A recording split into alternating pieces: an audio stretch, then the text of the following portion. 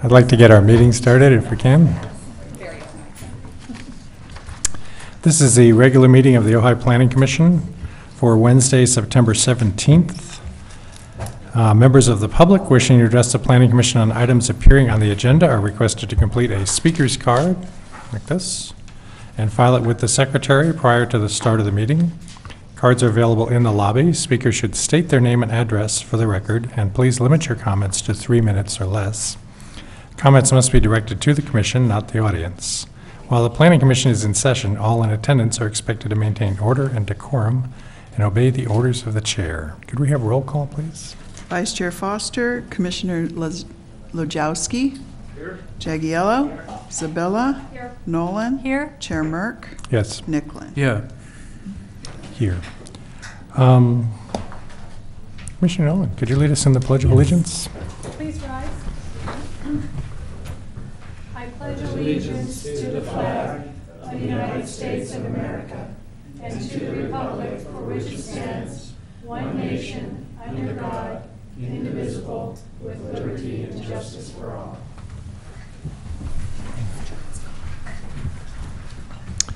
Thank you. The first item on our agenda is the public communications. Public communications is a time set aside during the Planning Commission meeting for members of the public to address the Planning Commission on items of city business other than scheduled agenda items. Matters raised at this time may be briefly discussed by the Commission and will generally be referred to staff and/or placed on a subsequent agenda. Under state law, other than for emergency items, no action can be taken at this meeting. I do actually have 2 speakers cards for the public hearing, and the first one is Deborah Pendry. Thank you. Deborah Pendry, 309 Riverside Road, Oakview, representing the Ojai Valley Green Coalition. We thought our next presentation up, we just had a fabulous one on regenerative agriculture September 11th, but our next one is next Thursday, September 25th at the Chaparral Auditorium, and that's located at 414 East Ojai Avenue, and that's a Thursday. And we will have Nick Deach of Main Street Architects, an award-winning Ventura firm specializing in sustainable design. And he will be presenting Urbanism Matters, Why Healthy Urbanism is Essential for Healthy Communities. Nick will let us know the newest concepts for urban planning intended to reverse the negative impacts communities have suffered since the arrival and domination of the automobile. He'll focus on pedestrian-friendly connections versus the promotion of urban sprawl, the separation of homes and services, and distancing that grew following the onset of the car. He will also share concepts for healthy community, taking into account our local valley concerns and the rural-urban interface. This event begins with our popular community potluck, and anyone listening in the community interested in coming, we ask if you are joining us for the meal at 6:30 to please bring a vegetarian dish to share, local and organic ingredients encouraged, and your own table service. We try to reduce our landfill. There is a suggested donation of $5 at the door and includes a drawing for a $50 gift box from our sponsor, Nutiva. Full details can be found at OhaiValleyGreenCoalition.org. Thank you. Deborah, thank you. Could you say again, Deborah, what the time was for that? I'm sorry. I got 6:30 for the meal, but then what time does the talk start? The talk itself, we go 6:30 for networking, 7 the meal, and 7:30 we start the presentation. Wonderful. Thank you. He'll do about an hour presenting and Q&A. Wonderful. Thank you. Thank you very much. Appreciate you putting that together, too. The next card I have is for Bill Miley. Good evening, Bill Miley, 919 North Signal Street. And I would like to talk about walls, and more walls, compound walls that encroach city property, and walls that are too high. They seem to be popping up all over the place. We've got one at the top of Signal Street that is being built around 8 acres. It is 6 feet high, and it appears to be 6 feet high all the way around, including what most of us knew as the front of the property for 40 years. So I also want to talk about something that's missing. In my understanding, it appears that we have a missing part of our code system, either building codes or zoning codes. And if I were looking at it from the point of view of our community planning director, I'd be really confused about all of this. She has people coming saying, what about that wall up there? And she says, the code says it doesn't have to have a permit. But it's over 6 feet. Oh my goodness. So I am looking right at section 10, 2.805 of the planning and zoning section, chapter zoning regulations, development and operational standards. And it tells you a lot of things about how you're going to build the wall. You have to make sure that they're not over so many feet. You have to make sure that they look good, that they're not ugly, but there's no building permit required for building a wall unless it's a retaining wall. And that's not good. And I really feel sorry for your commission and also for Kathleen Wall, the director. I feel sorry for our city. This is a mess. We had a real bad one on North Signal Street about a year ago, and you guys denied it because they encroached on without a permit. They didn't have an encroachment permit. They didn't have a building permit.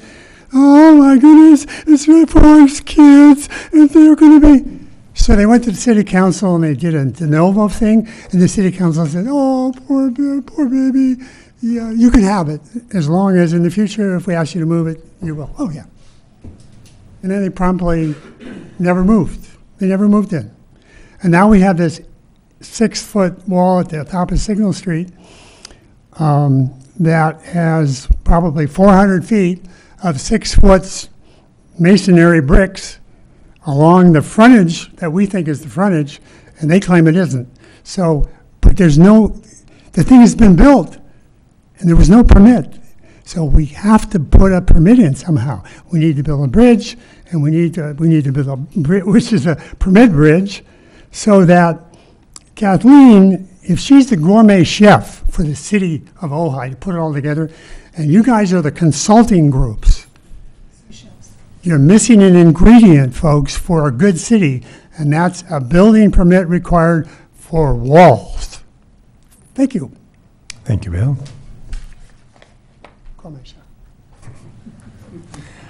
This is a public hearing. Is there anybody else who wants to speak? Oh, Deborah, come on back. Sorry. Director Wald just informed me that it'd probably be a good idea for me to formally make a request to you. I had been talking to her and Sherry about the idea of coming and doing a formal presentation on the exterior lighting ordinance and updating you. It occurred to me that so many items that we do come to you first, and then you never see or hear about it again. So the City Council got an update a couple of weeks ago, and I thought it would be nice to do the same for you and share what's going on with the exterior lighting. So permission to come and do a 10-minute presentation on November 1st. Thank you. Thank you. That'd be wonderful. Anybody else wants to speak on non-agendized items? All right, we'll move on to the consent item, which is the minutes of the regular meeting of the Planning Commission of September 3rd. And I understand there's a request to continue this. Can somebody make a motion to that effect? I'll make a motion to continue the minutes. All right, any seconds? I'll second that. All right, could we get a roll call on that, please? Lojowski, Well, You're voting on it. We're voting on. and then would we discuss? Oh, well, we could have discussion. Sorry, I'm kind of rushing through this. Because I'm just wondering if would this be the opportunity we discuss like what kind of minutes we want, or would we? I think that would probably be a good idea for Sherry. Yeah. I had originally brought this up because I found that the minutes from last time's meeting were just missing Ms. Wald's comments in particular, and I just sort of also wondered if we could maybe do literal minutes, or what we thought about if we could get verbatim minutes, or at least some clarity that we need to be more clear and more complete. Did you have a comment, Kathy? I was just going to say that, typical there's kind of 3 types of minutes, action minutes, that just talk about the motion, well, a little bit of discussion, identifies who from the public spoke, talks about the motion and who seconded, and then the action. And then there's synopsis minutes that sort of take and add a little bit more detail about the discussion and sort of paraphrase what went on. But again, the important part is who spoke from the public, who was for it, who was against it, what were the points that they brought up, so that there's items are identified for the record that might be appealed. And then there's just verbatim minutes. Most cities have gone to something that's kind of an adaptation of action minutes. Probably Joe could speak to this about, and then thinking that if someone wants more detail, they can get the tape. But I don't know exactly. I think, is it not true, Joe, that the adopted minutes still become the record? Mr. Chairman, members of the commission, with the advent of videotape and all that, many agencies have found that it's much more effective to use simplified action minutes to create the record of what actions were taken. That's really the purpose of minutes. Minutes are not.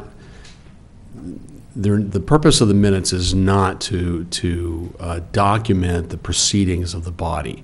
The minutes, when we talk about minutes, is to have a permanent record of the actions that the body takes. If we want to go back sometime in the future and document what happened, here is what happened. When it comes to, in terms of what the administrative record is, if we end up litigating an issue, it's the totality. It's the minutes, it's the audio or visual tape, it's the staff report. There's a general rule of court that the courts have held that the individual intent of members of the city council or the approving body enacting are irrelevant to the action. It's what the body did. Once the body votes, it's the body acts as an entity, and they approved or denied. What one individual thought, why they did it, you can't inquire into it. Courts have said sometimes we don't really want to know what motivated the individuals because it's irrelevant, because you're acting as a body and it's their action that matters. So we've really distilled it down to the issue of minutes being action minutes. So we have a record of what action was taken. We have the resolution, which has the findings and all the important procedural things already in that record. And then if we ever want to supplement that, it's really the staff report, backup documentation, and things like that. I think you encounter sometimes with sense minutes or proceeding minutes is not so much the issue of the action taken, but when you're developing a policy or working through, say, a code amendment, and we're trying to develop a sense of where the entire body was as we're going through an iterative process. It's usually done not in the minutes, because the minutes are the action taken, but in the staff as they work through as they develop a record of what transpired. They tend to go to that place to say, okay, Commissioner X liked this, this idea, and Commissioner Y felt, now let's do it something different, and that was what drove us to come back with this particular change. That often doesn't get in the minutes. And there's just one more. I mean, it's ultimately an issue for staff and you to work together. There's a practical issue of just the time it takes to prepare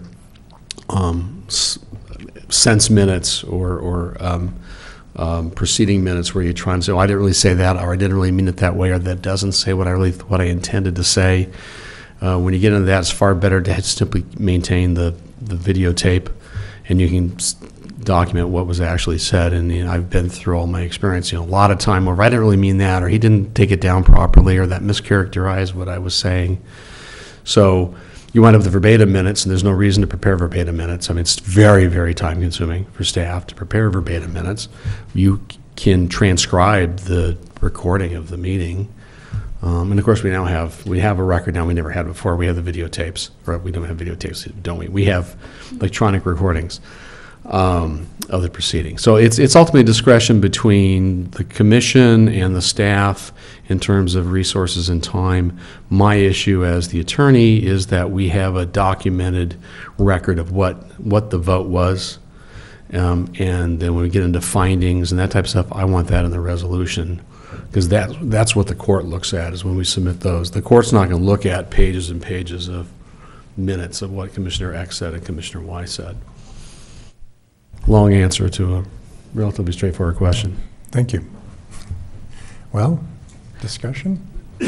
Does it make sense then to just, because right now we sort of have a hybrid. It feels like sometimes Sherry's interpreting what people said, and sometimes comments are left out altogether. Nothing against you, so, I mean, so what you're saying is action minutes would just be record of the votes. I mean, that seems fine to me. Who spoke at the meeting, the public comments, a very quick synopsis of what the person spoke about, the subject matter, not so much, it's very common, following people spoke, 3 in favor, 2 against, whatever it might be. And then the language of the motion, that's really important. And we often go back to the tape to get the actual language of the motion, and then the vote taken. And I do think, just to add on to that, I think that on controversial items where, you wanted the minutes to kind of reflect a little bit of the dialogue because that's going to become topical to the city council, something that's either going forward on an appeal or something like that, I think the commission can request that those be a little bit more thorough and not, like you said, it's at our discretion. I think that would be totally appropriate. We've had some of those items that we know that then we want that record to be a little bit thorough when it goes up, as opposed to having Sherry come back a second time and have to watch the tape. So when you're doing those items that are maybe a little bit more controversial or complex, I think we just, direct staff, we'd like these minutes to come back and reflect, after you take the motion, just, tell them, this item needs to have a little bit more thorough detail to it. And we can put what you want in, because generally speaking, most of our items don't go forward, and and until it was litigated, we wouldn't be seeing them for any kind of purpose, except for those items that are going to get appealed. So, I think we could do that if that was at that pleasure of the commission. Inclusive of your comments or Heather's? Yes. Okay. Yes. Yeah. And then we can just refer back to the tapes if we want to. Right. I mean, I think that if like you said, if it was litigated, that's what you would do. You'd bring up the tape because it is now kept. Years ago, we didn't do that, but so I just think also, because Planning Commission often then sees things that then do go up to City Council, the minutes provide a history of why you did what you did, and it might be valuable to them to some regard. Okay, thank you. I just wonder 30 years from now if people are actually going to watch tapes, or if they're going to say, oh, I can't even open this anymore. Anyway, any more discussion? Chester, you look like you want to say something here. Well, I was wondering what the need would be then to carry this over till next week. Well, I think Rosalie in particular felt that the minutes that we got for this meeting were just basically like the action minutes. Yeah, they were action minutes, but really that's what we're didn't agreeing to do capture now. the, So I'm wondering. But there were if this has- errors in it, too. Okay. Oh, they were. I didn't want to say that. And the other question is, how do we determine the difference before a meeting? Is there some kind of way we can cue in on whether it's going to be an action minute item or a verbatim, closer to a verbatim? Like, how do we do that? I think that, it's really at your discretion. I think it's just a matter of when the dialogue goes for an hour and 45 minutes or 2 hours, and there's a lot of dialogue.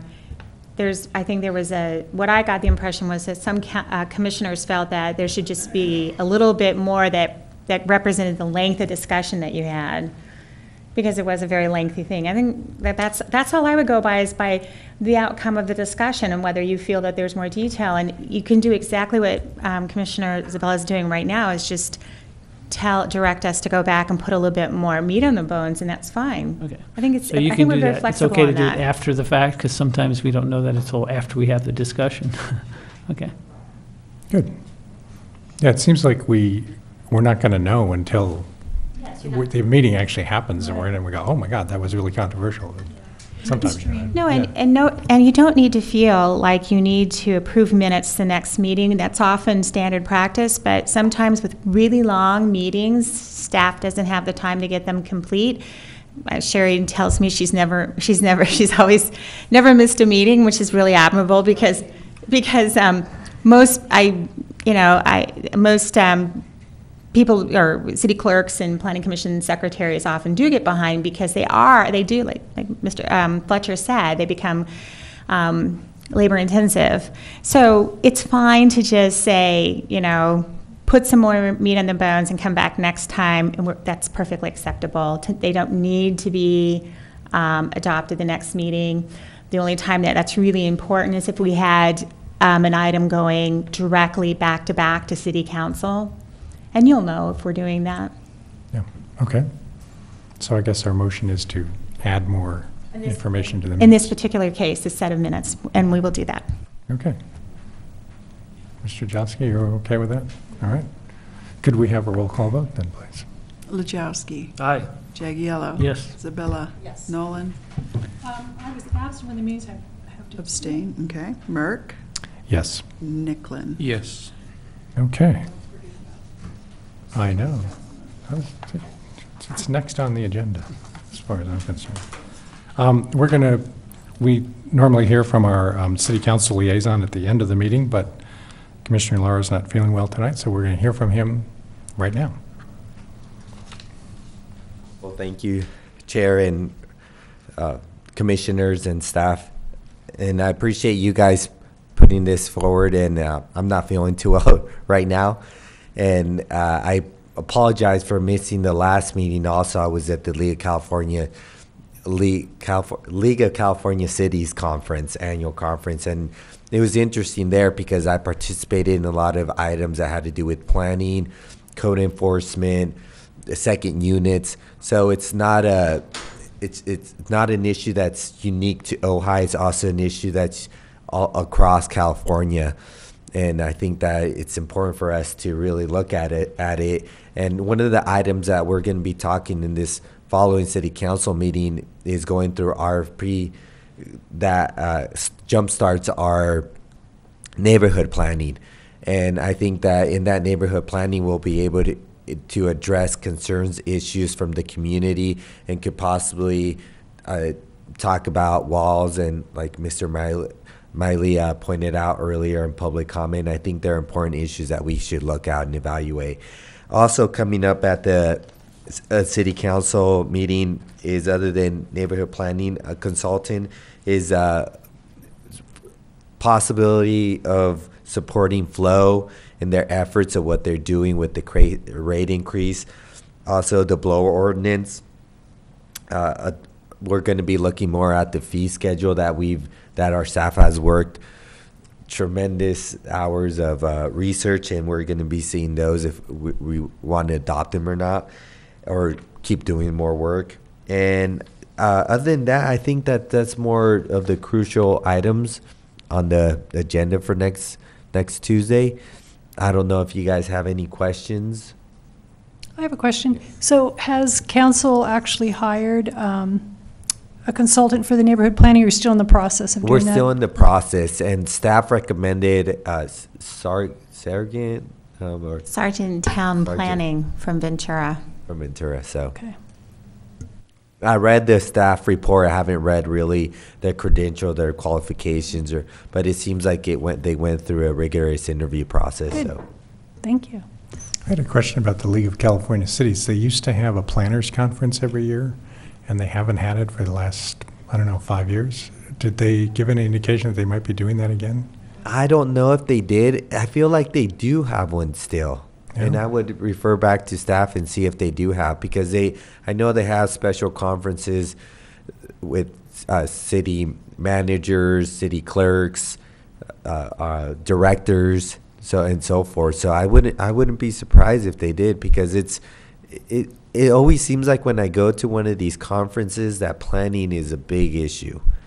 And whether it be code enforcement or second units, or there's always something that other communities are doing so that they could enforce or adapt, modify some of their ordinance to Yeah. what the community needs. So, I think that'd be really valuable if we yeah, it would. could do that.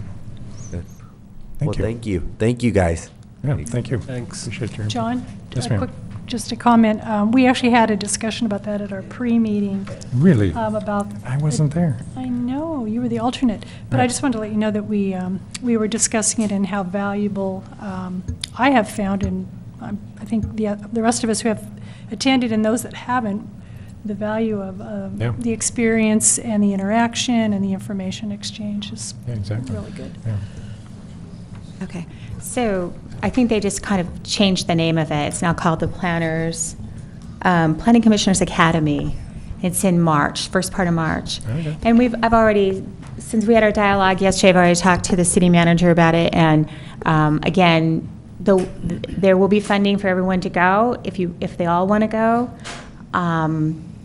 But I'll get that together for you with the dates and the cost, kind of put the whole package together. But it's really a matter of whether you can make yourself available depending on your work schedule. So, but obviously it's one of the things we'd like people to go to. It's very valuable. And I went to it too, because I know I saw you there when I was with a different city, and I know I thought it was 2 years ago, or was it 3? I think it was, well, I know Commissioner Luckman was here, so I think it was 2 years ago. Okay, 2, yeah, I think so too. In Pasadena, right? It was in Pasadena, yep. Okay, thank you. We're going to move on to the Municipal Advisory Council Planning Liaison Report, but there was no meeting, so the next meeting is October 20th, and Commissioner Nolan is scheduled to go. We are going to now move on to the public hearing items. The first item is a design review permit DRP 1404, request to construct a 2-story, 30-foot-high, single-family residential unit at 607 North Signal Street. I understand we'd like to continue this, but I also have a speaker's card on it. So does staff want to comment on that before we hear from the speaker? Well, I know the applicant's here. Just, again, I'd like to just make it, I hope the report is clear, but in an attempt to process this the way that the Planning Commission directed us to process it with a text amendment to the Ordinance 840, we do have to request that it be continued, and I think Joe's here to kind of talk a little bit about the processing, but just if you have questions, that's really kind of all it amounts to, if you have questions of the processing. But at this point, what we'll be doing is we'll be noticing the text amendment, or we've already actually sent it into the paper for October 1st. We have such a long lead time for it. And so the text amendment will be going as a separate item. This DRP and the tree permit will be the second item for that night. So you'll be hearing the text amendment as a separate item, then that will allow it to go up to City Council, and then taking action either, I mean, I guess we have a couple of different processing ways to handle this DRP, and I'll let Joe talk about that. Thank you. As I understand, the issue is that the commission wanted to approve that project with a 30-foot building height limit. And I think as Ms. Wold explained to you, that isn't within the commission's jurisdiction because the city council had adopted the ordinance that changed the building height to 25 feet, and that the ordinance did not have, we would call a pipeline exception, was the terms they sometimes use, or a grandfather clause. And therefore, any project that didn't have vesting rights, vested property rights, and I can explain that, what vested rights means, and this project didn't, is subject to the code in effect at the time that the matter came to hearing. And so the law at the time was the building height was 25 feet. There was no application for a variance and probably not any grounds for a variance on the building height. And therefore, the only way to approve this would be if the code were to be changed to permit the building height to be 30 feet. So you really have two choices in the process. One is to all this involves the commission making a recommendation to the city council to amend that ordinance, not amend the standards, but merely amend the adopting ordinance to create an exception process so that this application can be processed under the 30-foot building height limit. And your option is, in any event, that's what we want to do, so that you can get that to be the applicable standard for the project. You can, I think the best practice to have a very clean administrative record and honestly, I think as expeditious for the applicant and simple as simple for the applicant as possible would be to continue action on the DRP application until after the ordinance, the amendment goes into effect. That way, there's no issue about it getting appealed to the council or going along, have the council having to see the design review permit. There's no reason for them to do it. They're gonna have a recommendation from you, I assume, to change to create an exception in the processing or standards for this application. And therefore, then when you finally adopt the resolution of approval, assuming the council does change the code, then you simply adopt the approval and it's effective immediately. They have their entitlements and the project can go forward. Alternatively, if you wanted to do an all one-stop consideration of it, you could do we could do the recommended ordinance change and then do a resolution, conditional resolution. They hereby approve provided that the code amendment is adopted, and if the code amendment is not adopted, then the project is either approved conditionally with a lower building height or is denied. Either of those would give the applicant an opportunity to appeal it. But I think the goal here is that the consensus of the commission was that the project as designed is a good project and ought to get approved, but for the change in the code. Therefore, I think the process that gives the most assurances to the applicant and the shortest time processing would be to simply continue this approximately till about Thanksgiving. We just have some noticing issues. We're put on your agenda for October 1st, a recommendation of the ordinance amendment. We'll have it all drafted and ready for you on October 1st.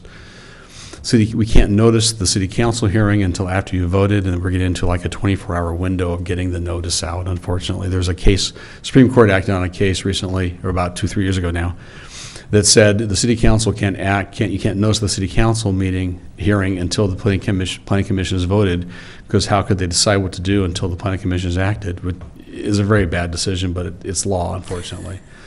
It was. Welcome to our world. Yeah, it was. You used to always overlap the notices. We'd set so a week apart, planning, but then that got thrown out in a case. So we now have to wait till the notice can't be published until the planning commission acted. We might be able to do that as early as as early as October 14th.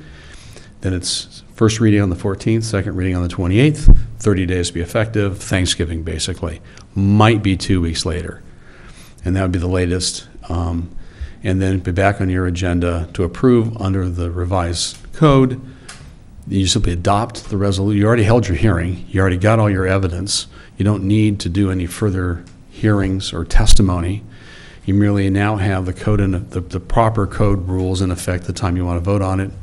And when actions, it can be adopted beginning of December, and it's approved, and the applicant can proceed immediately with building permits and all that. That's what I've advised staff would be the most expeditious and legally cleanest approach.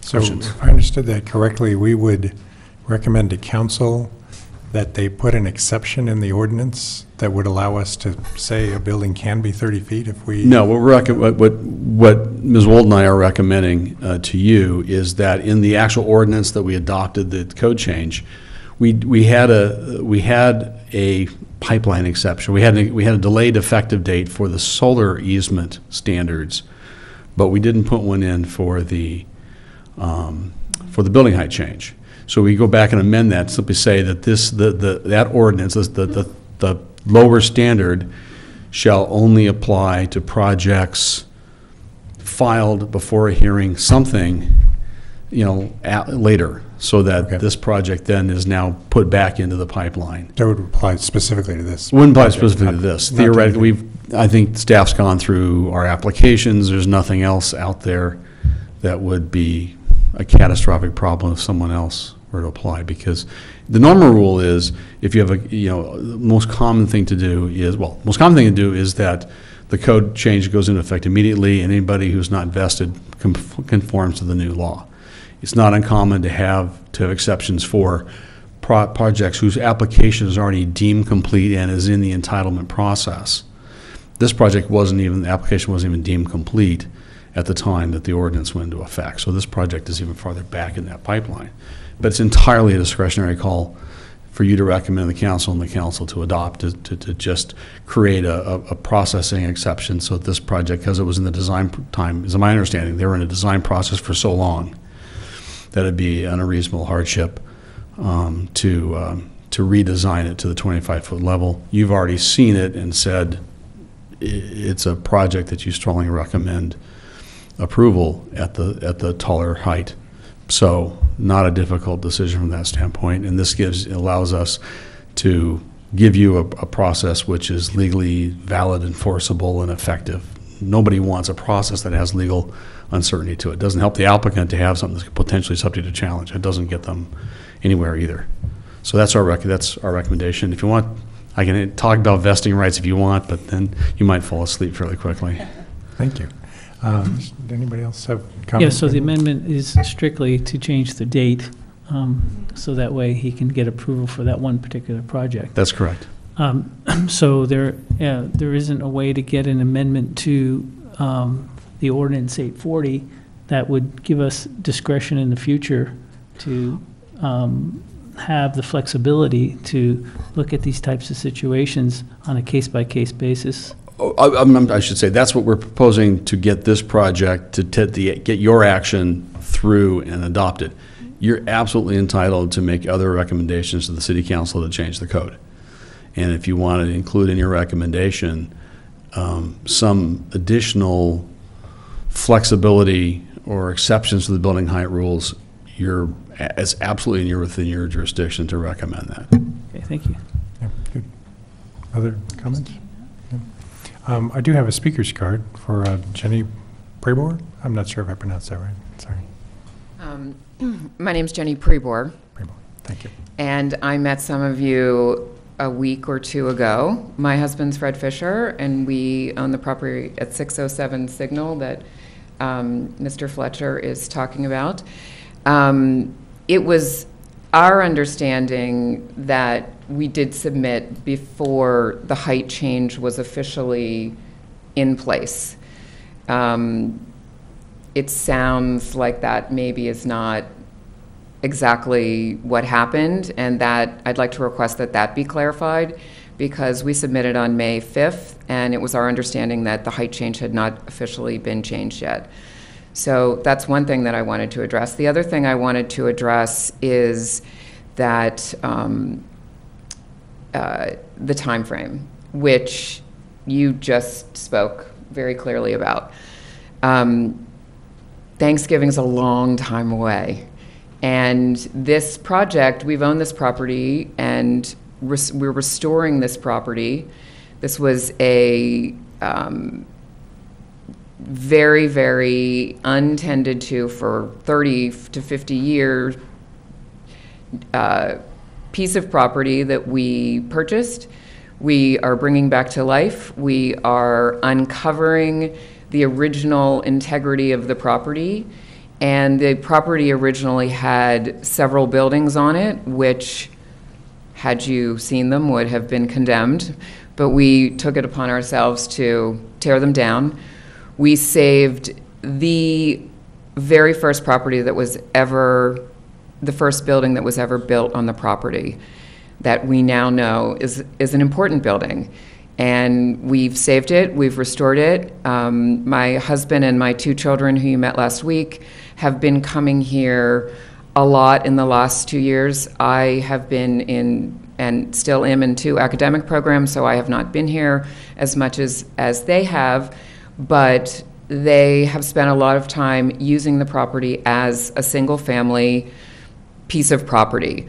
This property was discussed many, many, many times in the process of us looking at property and purchasing this property. The interest of two local developers and a developer from San Diego that wanted to divide this property into smaller parcels. So we've had a lot of comments about how we have improved the property. I think people have noticed it. And we would like to build a family home. Our children just started school here. I just moved here from Los Angeles. I'll be commuting back and forth for my academic programs, but we have made a commitment to this community.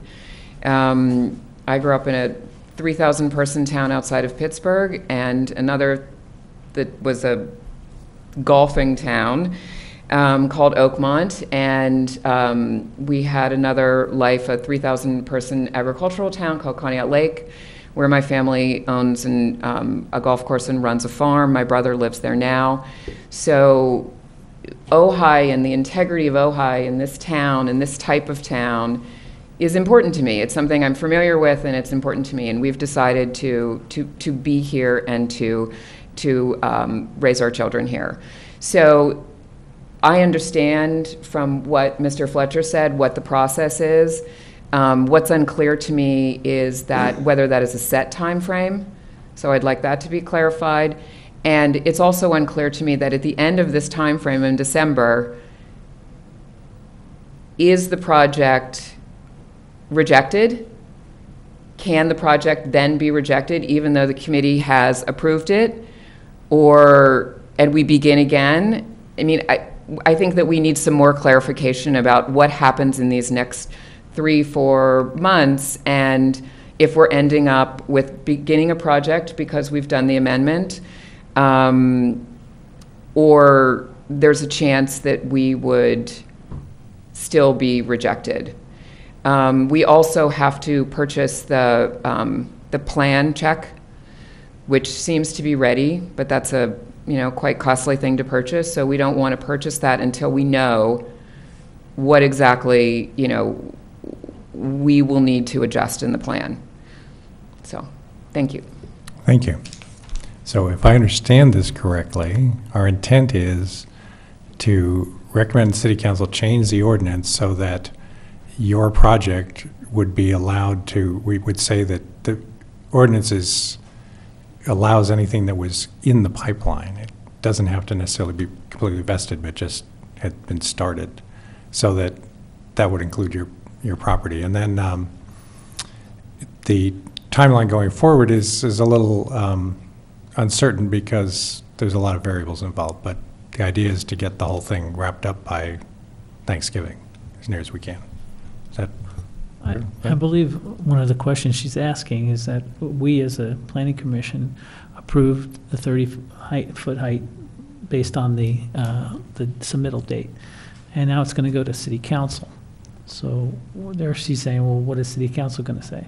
Well, City Council isn't going to be involved with the project per se. It's just the ordinance. They're going to be involved with the ordinance, so they could decline. Oh, they could, yeah. So that's, I guess, that's how we got the 25-foot height limit to start with. So, right. So that's, I think, what she's asking. Yeah. And that we don't have any control over. No control over that. Yeah. Yes, sir. Mr. Chairman, if I could respond to a couple points. Answer the question about why weren't they the timing of the application. I assume it's true the application was filed in May.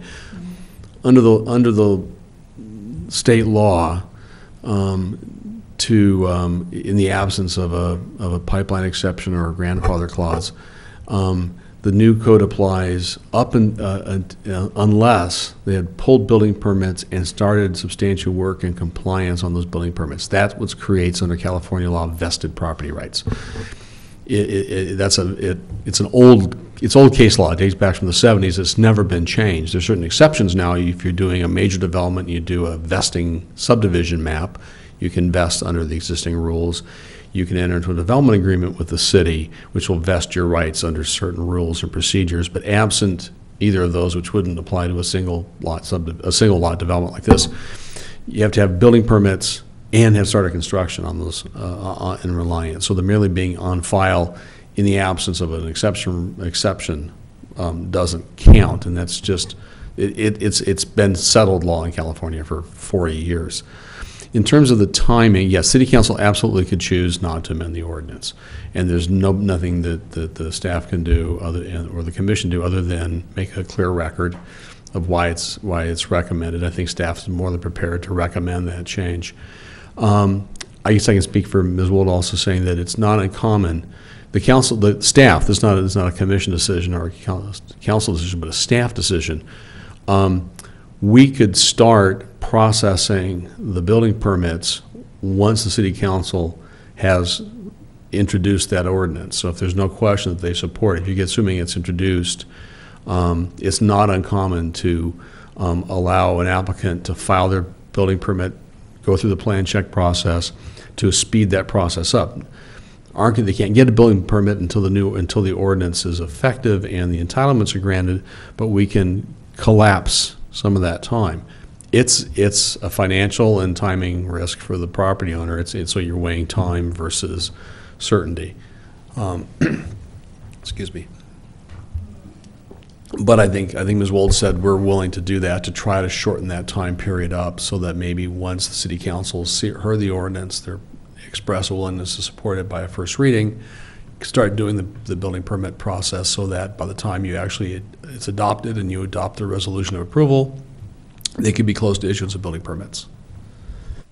So what we're changing in the ordinance is that we're putting in a pipeline exception, which would mean that your project would be allowed to go through, but nothing else would after that. There's one other question, I apologize. Yeah. One other, I'm still getting over, I think, council members, Lara's cold. Theoretically, the planning commission could change its mind up until the time it actually adopts the resolution of approval. As could the Adopts the resolution. But her question was, could you change my project? Well, I've got to tell you, you have the discretion to change your mind up until the time that you vote. That's obviously nothing that's been expressed by the commission at this point. So we're assuming it's all a processing issue from now until adoption of that resolution of approval. I don't think that, well, you got to express whether there's any risk that all of a sudden the majority of the commission would change their mind and after all this, disapprove the project. Yeah, I don't think it's a risk to the planning commission, but it's the city council who hasn't heard it yet, right? Yeah, and the city council will not be seeing the DRP application. Obviously, when they're presented with the ordinance, they will get the context. But and that's a really important. We want to make sure that it doesn't get. There's no reason that the design review permit should go before the city council. It's not being appealed. There's no need to appeal it to them. They just let them make the policy decision on the time schedule, on the timing for the application, and let the commission take their action on the DRP, and then if not appealed, it's final, and it gives, again, more certainty to the property owners and the shortest calendar possible. I have a question for, I don't know if it's for the commission or for staff. Could we at this point change our approval and have different findings for approval?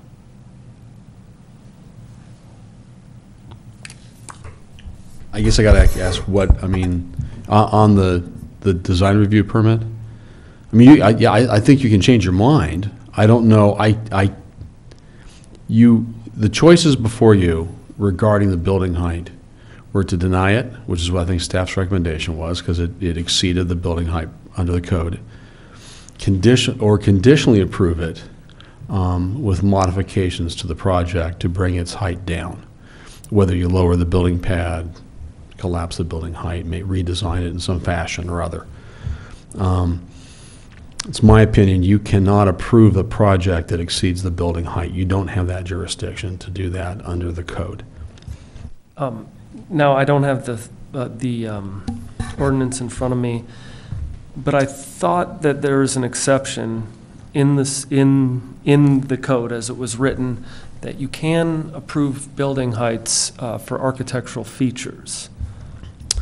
And I will defer back to Ms. Wold on the technical evaluation, because she and the city manager walked me through the staff report and the evaluation of how the building height was calculated. But my understanding is no, because that exception for architectural features was limited to an unoccupiable space, and the portion of the structure here that we're in question that's over the 25-foot limit is occupiable space, and therefore it doesn't meet the code.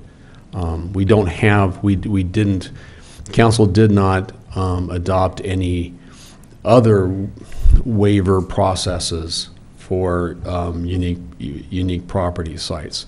There's another procedural option, which no one's recommending, which is a variance, that they apply for a variance where you could change, modify the building height because of unique topographical characteristics of the property that deny them substantially the same benefits that someone else would get.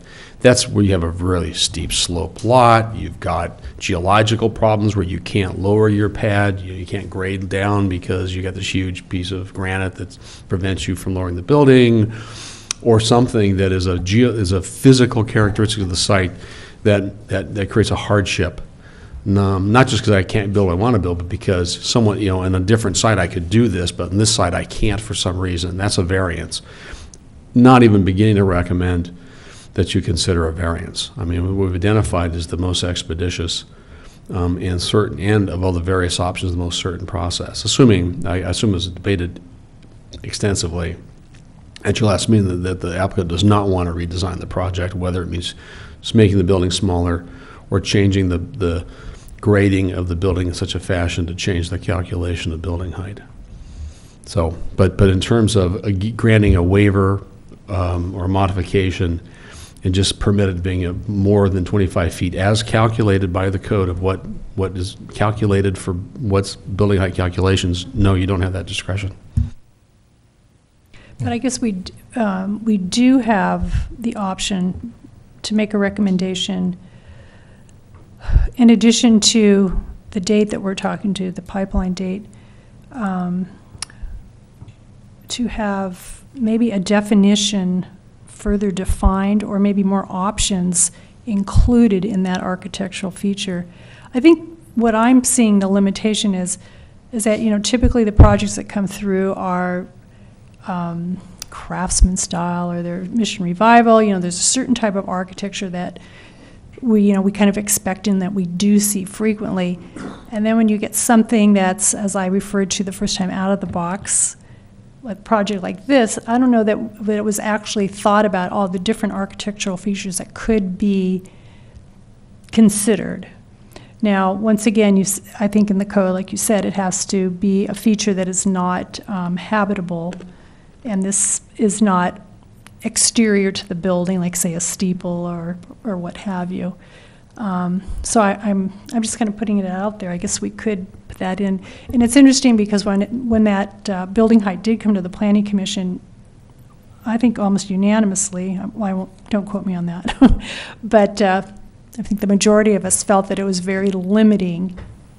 And here's a project where it falls under that limitation. So I'm just kind of putting that out there and see what my other fellow commissioners think about that. Sure, I think we should direct staff to modify the ordinance or begin the process of, or how do we initiate that? Okay, That's a whole I need separate to thing. bring us back on course here because at this point in time, the notice has already been given to the paper. Maybe we need to back up a little bit. Let's go through the processing here. We've already passed the deadline for October 1st. It's already been noticed to the paper as a pipeline exception. If you now change your mind, I need to pull back that notification, and I will be 2 weeks out as I renotice it. This is required under state law to be a quarter-page ad because it affects more than 1,000 people. As we said, it affects everybody in the city of Ojai because it is changing the ordinance.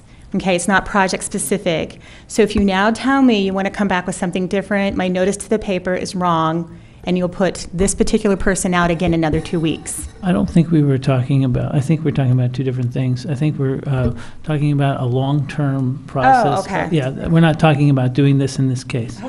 Because No, I'm we're- really trying to we're- expedite this I for think- them. Yeah, I think we moved past that. We've realized that that's going to take its course, but now we want to just, since the issue's up, we want to address how can we modify the ordinance itself for future situations. That's what we're talking about right now. It's just exactly as Joe said. You have the discretion to bring that back up and craft a new ordinance and go back through it. Or just modifications to the ordinance? Well, yeah, but that would still be, that's modifications, yeah. So the question is, how do we initiate that?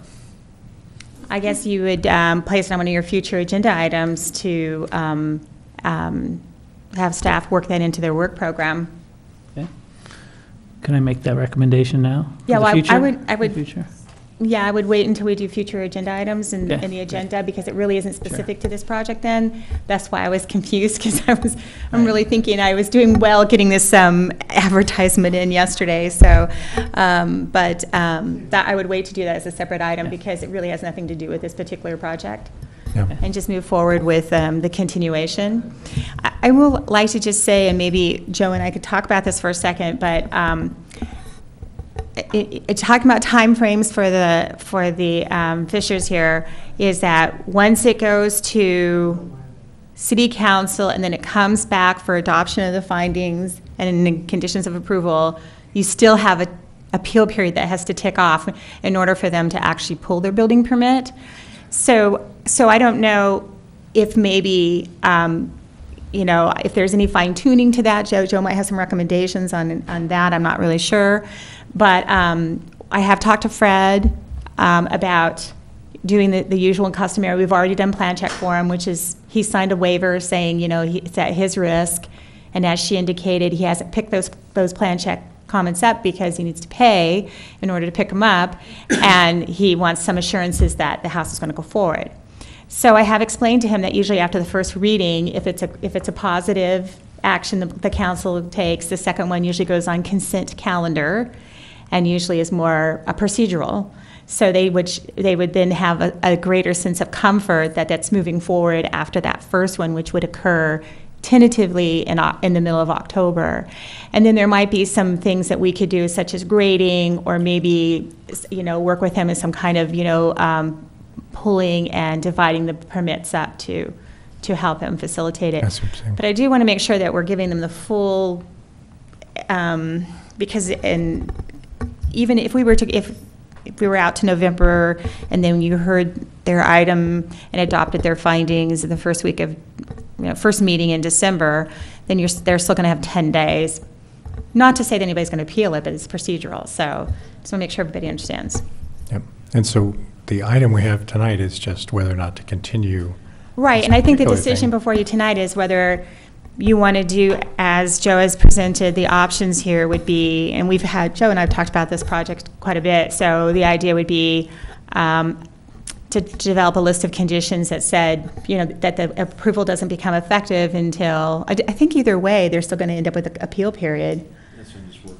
Yeah, he's working on it, but we've worked it through trying to cut down the time frame as much as we can. But I think whether you want to take the action to continue it until a date certain, which would be like in November or December, a couple months out, or whether you want staff to come back with conditions of approval that say you're approved, it becomes effective once City Council adopts the ordinance and the effective date, or you're denied, and then they would have those in their conditions of approval. Or you lower the building, that would be in their conditions of approval, or just wait and it's cleaner because then they don't have conditions of approval that have this negative language in it. So however you want to work that. I mean, the effect is the same, as Joe's pointed out. It's probably the cleanest and the best is to, put it out until after it's effective. It's really at your discretion. So we could have, we can't really vote on it tonight, but we could, at a future meeting, approve the project conditional on this ordinance change getting made. Is that correct? Yes, I think and I think the resolution wouldn't become effective until it would become effective the same time that the ordinance went into effect. It means you don't have additional meeting. I'm looking at the calendar. You're right, that the approval is still subject to an appeal. So if we met our best case scenario, which is you recommend the item on October 1st, the City Council does first reading on October 14th, second reading on October 28th, and then the ordinance is effective 30 days after that, which would be November 27th, week after Thanksgiving. You save a week because then otherwise we'd come back to you on December 3rd with the resolution to actually act on it. Or if we did it with a resolution that was contingent on the council ordinance going into effect, that would be effective on November 27th, best case scenario. So you're saving 6 days if you were to do the conditional one. Okay. And we could have that for you, if that was your sense. You could have that at your meeting on October 1st. And you could, and then I know what the upside for the commission and for the property owners, that's the last time the commission will have to see this project. And just the council has to act and then time has to pass. That would, we can craft the resolution that will take that into effect. My recommendation is it's effective only upon the ordinance going into effect, and we describe what it's supposed to do. If the council does not adopt that ordinance and doesn't become effective by a date certain, the project is denied. That way not that I want to deny the project, it gives them a very clear appeal deadline and a time period to also appeal, if they want to appeal that decision as rapidly as possible. Because we have to give everyone the appeal rights, not only obviously opponents to the project, but they also have appeal rights if they're not happy with the approvals or denials they get. So I want to give them certainty also. Okay, so what we need your to... choice. Yeah, so if we're going to speed up the process, we would ask staff to craft a resolution for October 1st meeting, and that would be, okay, got it. Okay. And just so that you're aware, I noticed this item again for October 1st, just as a precautionary issue. So it's already been, I mean, I know it's continued in here, but we did re-notice it, trying to keep everything clean and keep all the options open for them. Okay. So we need a resolution at this point to continue the meeting till October 1st. You just need a motion motion to continue it, and then And another motion. Can I ask a question, Chair? Yes, ma'am. So that I would know, what would there's 15-day appeal period for them to appeal to It's City 15. Council if it was denied. What date would that start, on the November 27th date? Yes, it's if we'll have to pick a date, it'll probably be slightly after that. So that if the council continues the item for 2 weeks, we give time for that to happen. We'd pick a date out there, but it would never have to come back to you in either event. You don't have to come back and vote on it again. The applicants don't have to come back here and discuss it again. And that gives everyone a greater level of certainty also on what the process will be, at least. Okay. Well, I'm willing to entertain a motion if somebody wants to make one. Well, sure. Can we combine the two?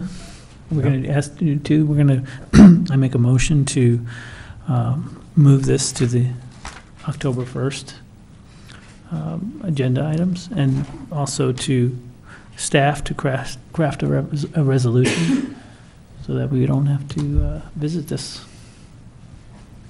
issue again. Is that, craft a resolution with the condition saying it's subject to approval. This approval is subject to the approval of the amendment to Ordinance 840 effective date, or if it is denied, the project is denied. Or do you want the condition to read, they lower the height? I mean, there, well, either, that would be a whole, you if could, they lowered the I could height, then do, we wouldn't even have an issue, right? I mean, right, so, both of them are not palatable to the applicant, but which one would you prefer me put in there? Because I could put all three. I could say blah, blah, blah, or lower the height, or, well, that's kind of, I think it's just one or the other, isn't it? Yeah, I said out loud. trying to keep it really simple here. Just deny the height? So, no, I mean, we're saying we want to continue this meeting to October 1st, Mm-hmm. at which point we would also like to have a resolution available where we could approve it conditional on City the councils. ordinance, the text amendment changing. And Or then- it's denied? Or it's denied. Okay, I got it. Yep, okay. Well, I'll second that. okay. Any further discussion? All right, could we have a roll call, please? Lajowski. Aye. Jagiello. Yes. Isabella. Yes. Nolan. Yes. Chair Merk. Yes. Nicklin. Yes. Okay, so know you want to end this, but I just Yeah. want to make one comment. Yeah, why don't you come up to the podium here? Fred hates when people stand up and make a comment, and instead of something that's relevant to exactly what we're talking about. But I think that I wanted to make a comment about the design discussion and what Mac had said about architectural detail. And I think that, I would caution all of us in our discussion about design details and historical details and that sort of thing, because this particular design, while it may look like a new design, historically it's an ancient design. The proportions of this building are of a Palladian building. So the relevance of the height and the height of each of the two floors is historically proportional to the size of the footprint. So while it's not a decorative item that is above the height limit, which in my opinion should almost not get approved because it's decorative and it's non-functional, the understanding of this design is that it is historical and it is functional. So the height of each floor has to do with the footprint of the building. So I just wanted to point that out, and not to say that a craftsman house is better than any other kind of house, but I just think that in these discussions, sometimes a decorative item that has no function that we see across the horizon as we look out on our town is not the item that we want to see, because it's simply non-functional. So, it is a very interesting discussion about architectural history and where this all comes, and it's about opinion and taste and that sort of thing. But I did want to note, to the committee that the height of the building is relevant to the size of the footprint, and the size of each floor. It's not simply, it is a design choice because it is a design choice, but it's not simply a whim. It's something that's relevant. So I just wanted to point that out. Thank you. I think that's part of why we're having this discussion. Okay, we are going to move on to item 3, which is a zone text amendment to update the adopted second dwelling compliance program guidelines to apply citywide. Could we hear from staff on this, please? Okay, thank you very much. Before you tonight is a zoning text amendment to update the adopted second dwelling compliance program guidelines.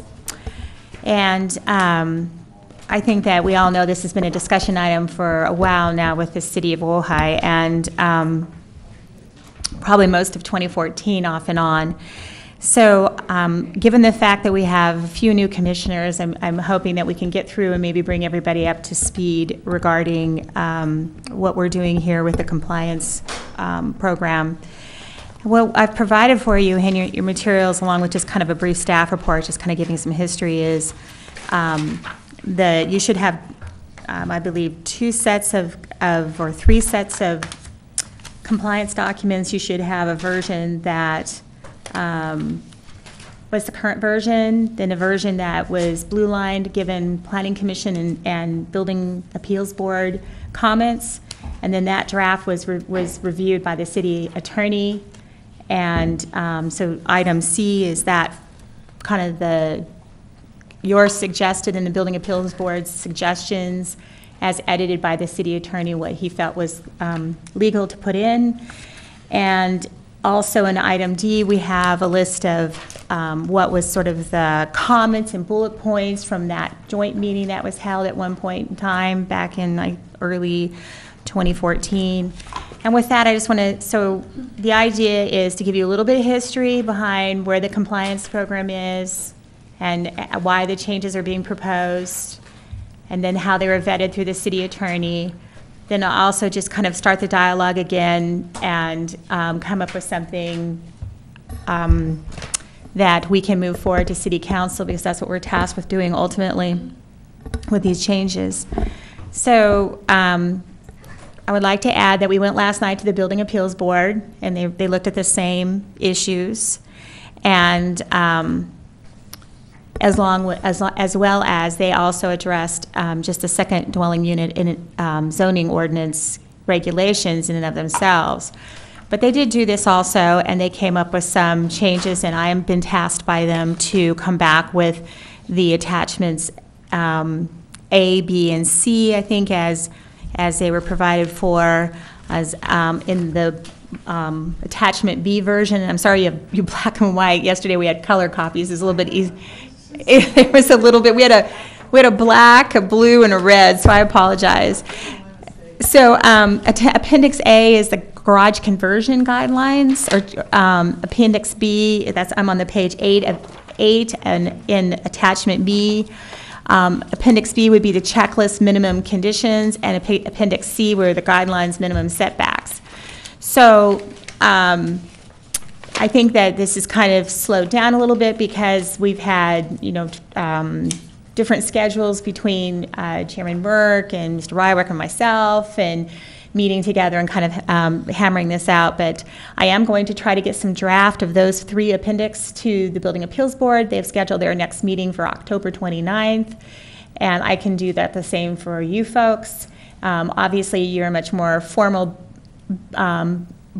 commission. It requires that when we eventually take this ordinance forth, you will have to have a public hearing. So this is a public hearing tonight, but I'm just kind of anticipating that we're getting the ball rolling, and and that you'll be giving me some direction. I'll be bringing back forth to you actual new appendixes for you to review and critique, and then ultimately probably moving a draft compliance program to the City Council for review and adoption. And so with that, I guess I'm open to any questions you might have and or points of clarification on that item.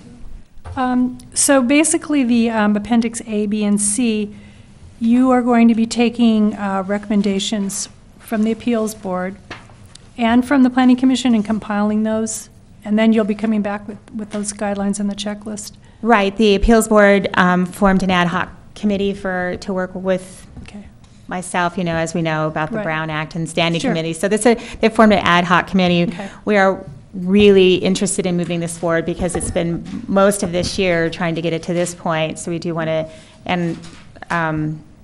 really address the issues which I think have all been very pertinent lately regarding sizing of guest houses and sizing of second units and why we have so many non-compliant units, and getting this compliance program to be a little bit more effective and getting a little bit more use out of it, or encouraging people to use it more, making it more user-friendly. But yes, that's what I'd like to have. Good, thank you.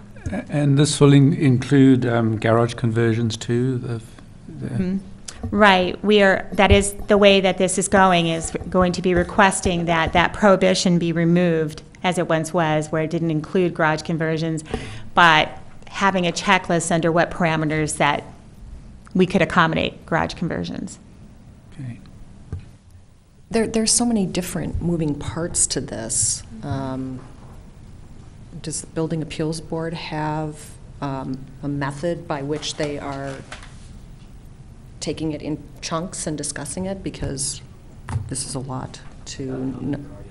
Okay, well, let's hear. You want to, Billy, maybe you could just come up to the microphone and we could have more of a dialogue kind of thing here if you want. Yes, I think, just to add to the very accurate summary that Kathleen made, the Building Appeals Board really wanted to focus on, and we had a lot of background material to digest, on not just the compliance program, as Kathleen said, but also the underlying second unit program.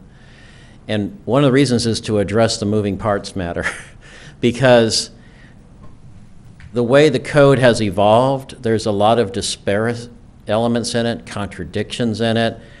Is it, how to deal with primary versus secondary components?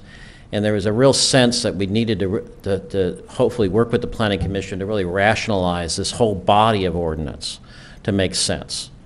That we don't limit ourselves just to changing the resolution on the second unit compliance program, but look at the 640-foot limit and the role of the Planning Commission and say looking at garage conversions under what guidelines and exceptions, that, looking at a setback exception, how the Planning Commission would be involved in that.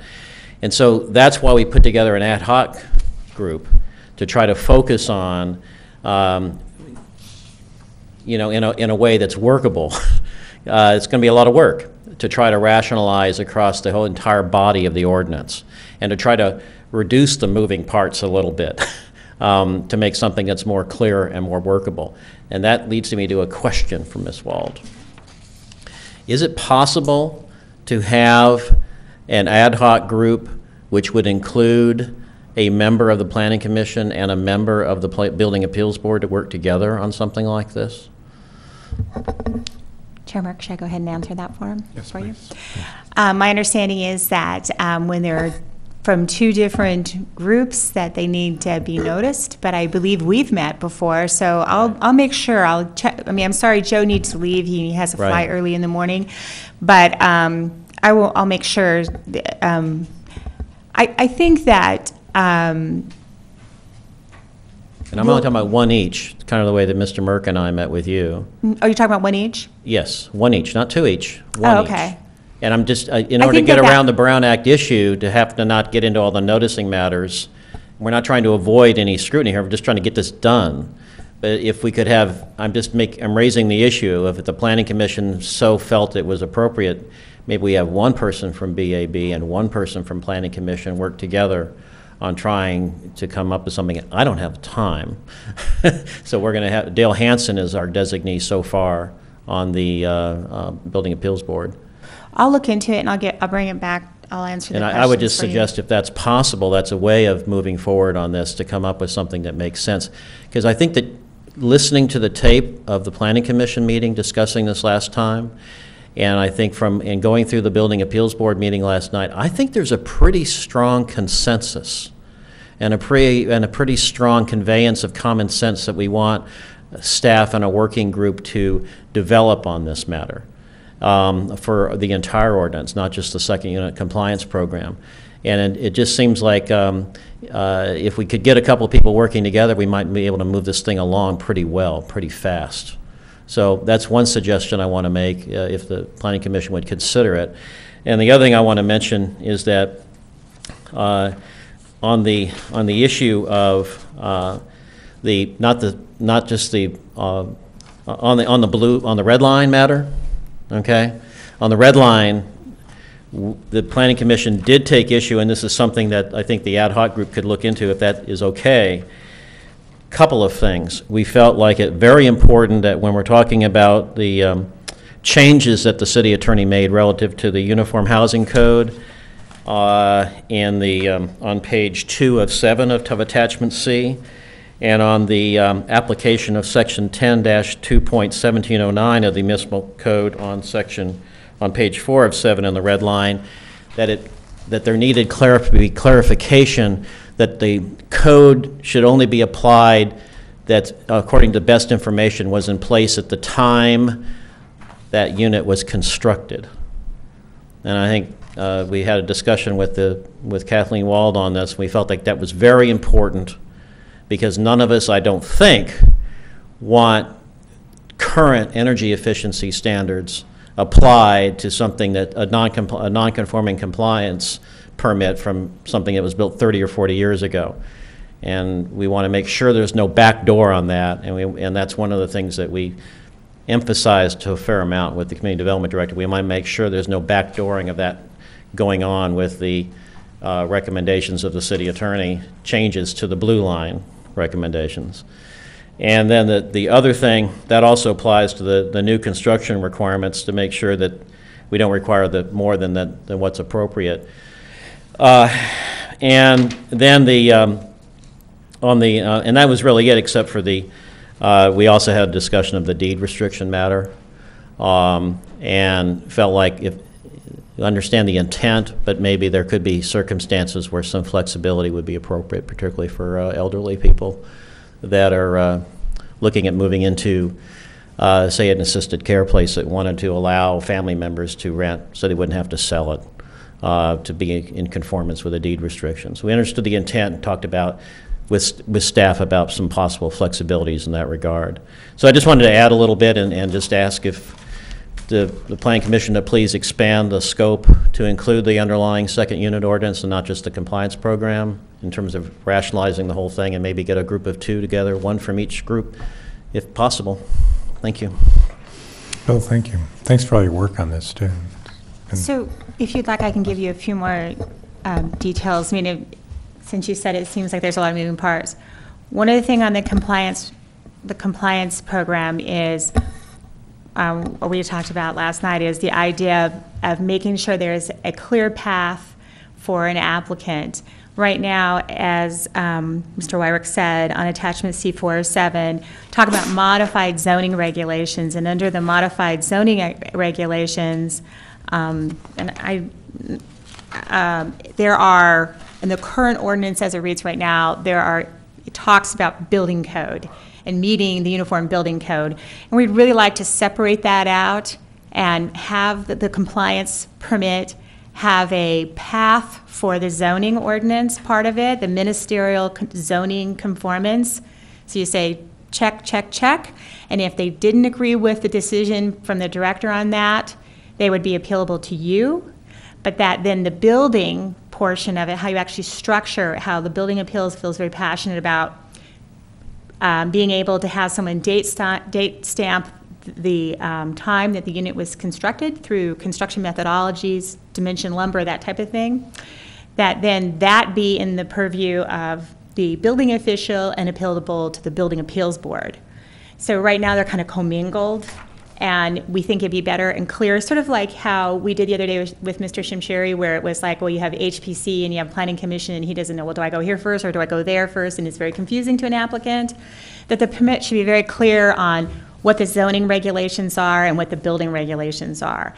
And most of the building appeals concerns are making sure that we don't have someone who, either myself or a building official or whoever's sitting in the community development department, making a decision that I'm going to take something that was built in 1960 and all of a sudden bring it all the way up to code. That we go out there and there are certain things they will have to do, that's true. For health and safety, there are certain things that can't be overlooked. But it's fairly common in the industry and very controversial, but it's always been that way since I can remember that, you know, if there's a non-permitted unit, that, you know, somebody who's educated within the trades can go in there and ask somebody to open up a wall and pretty much can make an educated guess of when that construction was within a range. And that's what they're asking to do, is not take something that's been habitable and is no different than a unit that was built in the 60s with permits, you know. So that's kind of where the feeling is. And so we kind of want to separate the two and make sure that we identify the issues that are building and the path to an appeal process for that person, and very clearly identify, for instance, in the current zoning ordinance right now, they refer to building terms we don't use anymore. So we'd really like to separate those out and work that way. And I think that the idea of working on the underlying zoning secondary residential unit is that obviously it needs some, well, I should say obviously, I think there's been a lot of opinion that it needs some work. And what I explained to them yesterday is like one of the instances really glaring is the guest house requires a CUP, second unit doesn't. The guest house, you can go up to 1,000 square feet, the second unit you can't. So if we're allowing somebody to build a guest house with a CUP for 1,000 square feet, and somewhere, 10 years down the line, mom looks at pop and says, hey, why don't we put a microwave and a sink in and have this as a unit? They've taken something that was legal and legally permitted and immediately made it something that's illegal. So we need to get them a little bit more consistent and down, because otherwise we're kind of setting up a situation where people have put a lot of money into a unit and then it's oversized, and there's nothing they can do to make it a second unit unless they, eliminate 300 or 200 and some odd square feet. So I think we need to kind of be consistent in how those ordinances read. And like you said, there's always the issue, the controversial issues are on the size, what circumstances that you would allow a size, whether it should be by right and depend on the size of the land, or whether it should be by right and then with a use permit, and depending on the circumstances. And, the use permit gives you discretion when it comes before you to say, yes, this fits, or no, it doesn't. So I think those are kind of things that staff needs direction on. That's what we're talking about with the Building Appeals Board, and then staff will develop a draft ordinance, which then you will critique. So don't expect it to come back perfect the first time. We're going to come back with, if you decide to direct staff to work on the second unit compliant or second unit ordinance, that's what we will do. Bring back an ordinance for then you to critique and redline. But on the compliance ordinance, if you don't like anything about the ordinance as it sits today, attachment C, which is the current version that we're working on right now, then we would like you to give us direction. And then I believe this is going to be a couple of meetings we're going to have to talk about this, because obviously we're going to do some work with the Building Appeals Board. That's going to come back to them October 29th. Then we'll be coming back to you with their recommendations before we actually move this forward to City Council. So we have, I would say, about a month, and we can certainly, it's a public hearing, we can continue it to the next meeting, and, I can continue to refine this, and we can continue to put time into it incrementally at each subsequent meeting, if that's your desire.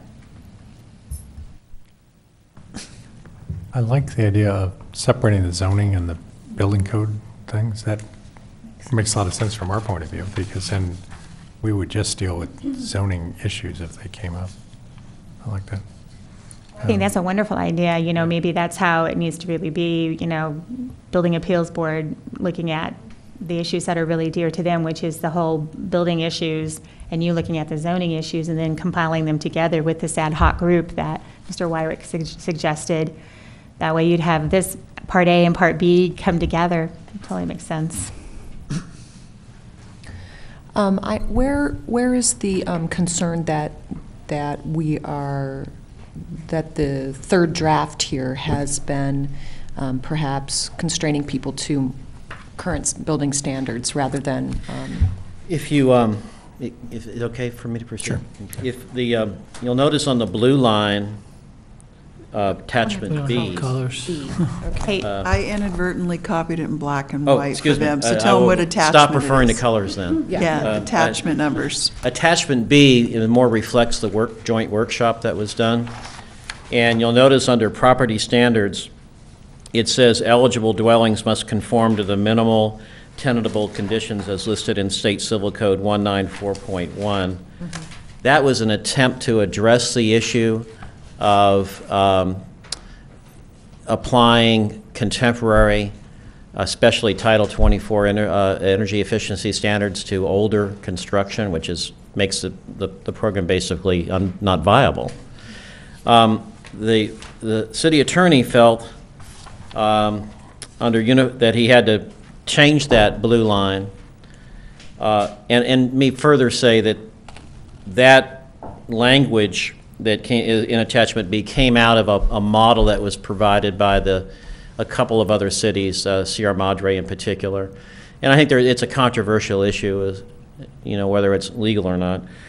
The city attorney changed on the red line that to referring to the Uniform Housing Code without, on attachment C, page 2, without specifying what Uniform Housing Code, what year. And then under modified, under the modified, let's see, let me get back to, you'll notice under the, under the modified zoning regulations in attachment B, the bottom of page 4, there was a strikeout of the must conform to the requirements set forth in section 10.2-1709, which basically is an omnibus reference to current Title 24 standards. At least that's one interpretation of it. And we're trying to get away from the idea of having a broadband application with exceptions, just strike all of that, and just have a set of very specific requirements, so it's not trying to figure out what's accepted or not accepted. And the city attorney put that back in, and on attachment C, page 4, put back the reference to section 10, the omnibus, everything that's involved in section 10.2-1709. So that's the issue that the Building Appeal Board had, was in terms of trying to simplify and trying to be clear. Better to have a list of stipulated requirements as opposed to you're subject to all of this except for this. And it was a difference. Now, the city of Ventura has been through this debate.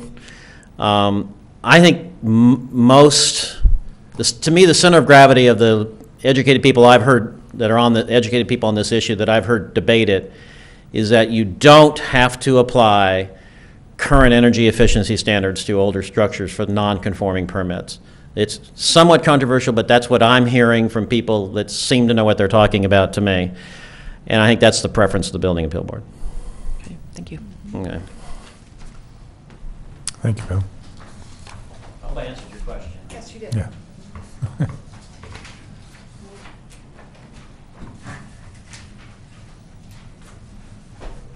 Good. We have a speaker's card. Dan McLaughlin, would you like to speak? Thank you. Thank you. I'm a retired 35-year building inspector, building official. The answer to kind of your question, I've worked in Santa Barbara, Ventura. I now contract work in Goleta. When you take an old building, what most cities do, if you have an attic, they make you insulate it. They don't make you tear your walls apart and insulate it. They don't make you tear all your windows out. If it was built after 1980, you can't buy windows that aren't double glazed. They're very hard. Most people already insulate. What an inspector does is he normally goes in and says, I want you to remove a section of wall. What they're looking for is anchor bolts, bracing in the wall. If they don't see it, then it depends on the jurisdiction whether they're going to make you open it up and do that. But if you use the housing code or the international maintenance code, either one of them would require you to remove the walls to meet the bracing requirements. And I think that's in what you guys have already reviewed. After going over some of the things that I have questions about, when you started, it was the owner occupied, and you've gone to non-owner occupied. In my profession, that creates a can of worms. If I'm the owner at the main house and I rent out my garage conversion or my illegal unit that's being converted, I don't want the city to know about complaints. Much easier if I'm a landlord. It doesn't really matter if somebody complains. So it's better that it be an owner occupied if possible. Housing code, I spent 2 hours today on the internet seeing what cities still use the housing code. The last edition was 97. Okay? Riverside uses it, but they don't use the whole thing. They use portions of it. Basically things that apply to their jurisdiction. I know a year or so ago you guys went over the International Maintenance Code. It was a big controversy. About a quarter to a third of my work as a building inspector was code enforcement. The housing code was a big tool, but it's outdated. That International Maintenance Code is basically a code enforcement tool. When somebody doesn't do what you want, it's got a section in there for you to lien their property, to notice their property, record whatever. It's a great tool. It meets the time. It's something you guys need to go back and evaluate. The housing code really is very outdated, very simplistic, very easy for an inspector. The argument, I think, when I used to listen to what the main gist of it was, is that if you have all the other codes, why do you need the maintenance code? The maintenance code is for old buildings. That's what it's for. The new codes are for new buildings. You do take sections out of it periodically, but mainly you use that housing code or the international code when you're doing substandard housing, because it's very generic. Okay, the building codes are very direct. They're very structural when you want to do that. If you're plumbing, it's all very, in line to what you're doing. Garage conversions can be nasty. When I went to Goleta, the county of Santa Barbara had a garage conversion ordinance. As soon as Goleta became a city, it went away because it was a failure. It was parking. Everybody's parking on the streets, which you've heard before. it was a whole conglomerate of things that were happening.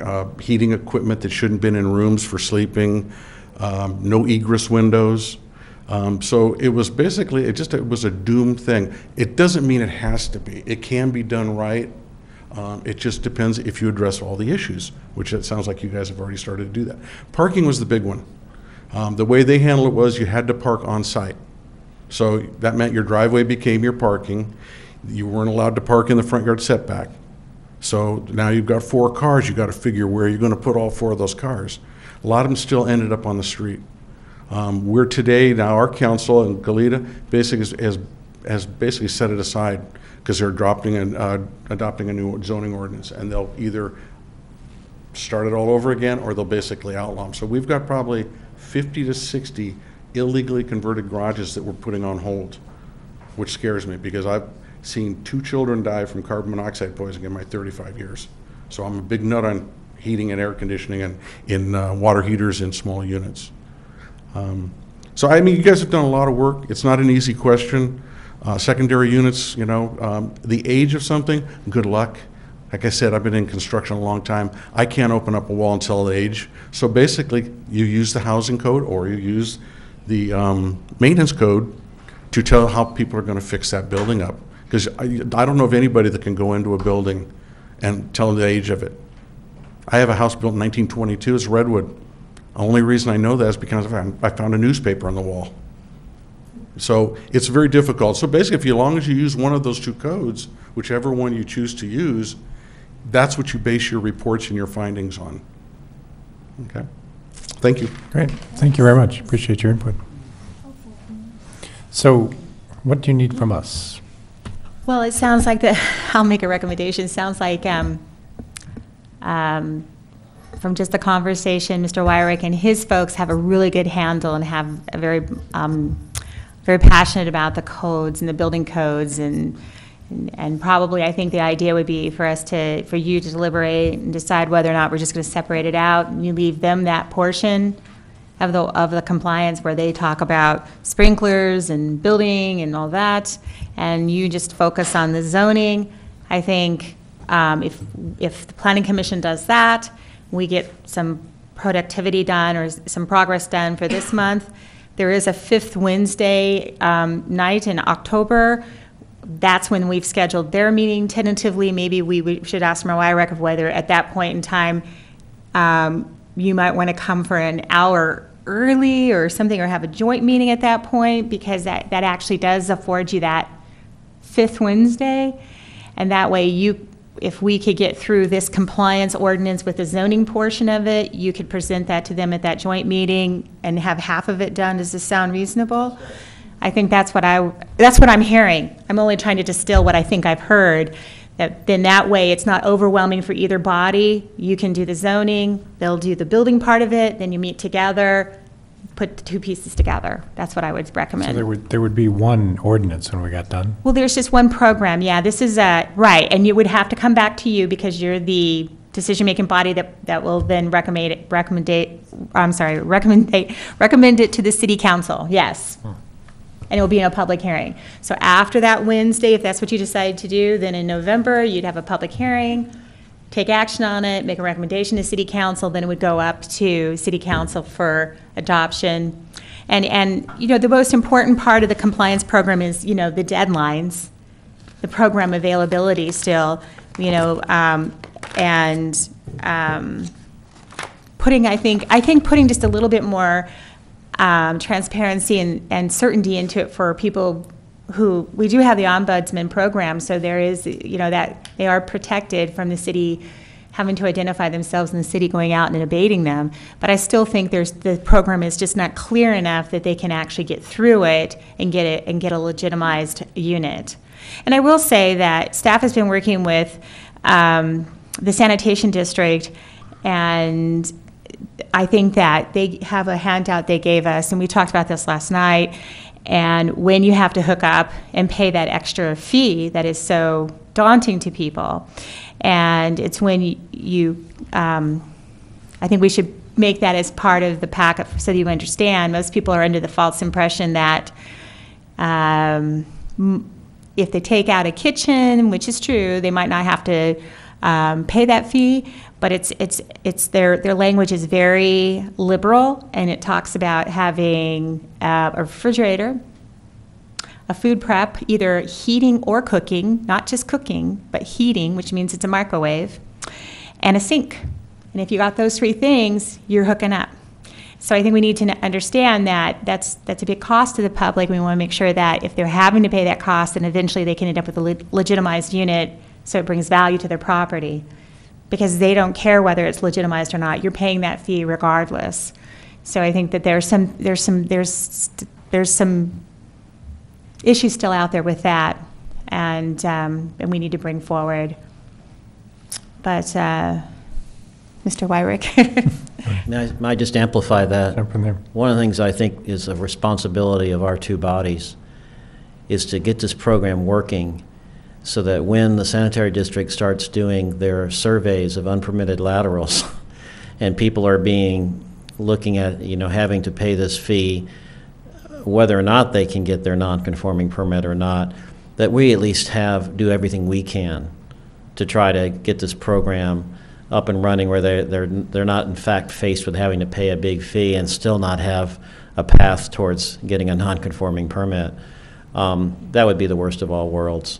I mean, we need to get in there and look at these places and try to make sure they're at least safe and tenable.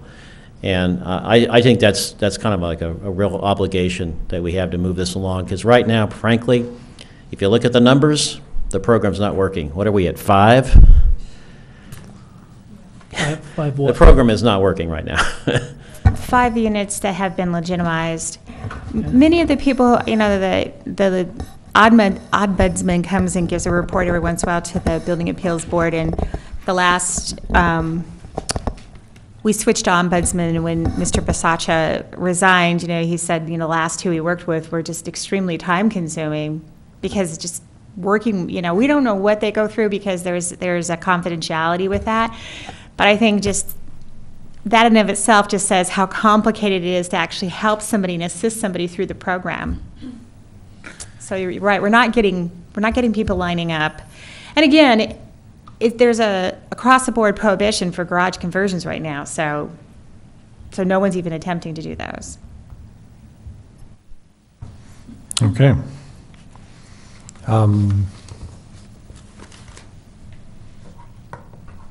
Would you like us to direct you to prepare a resolution?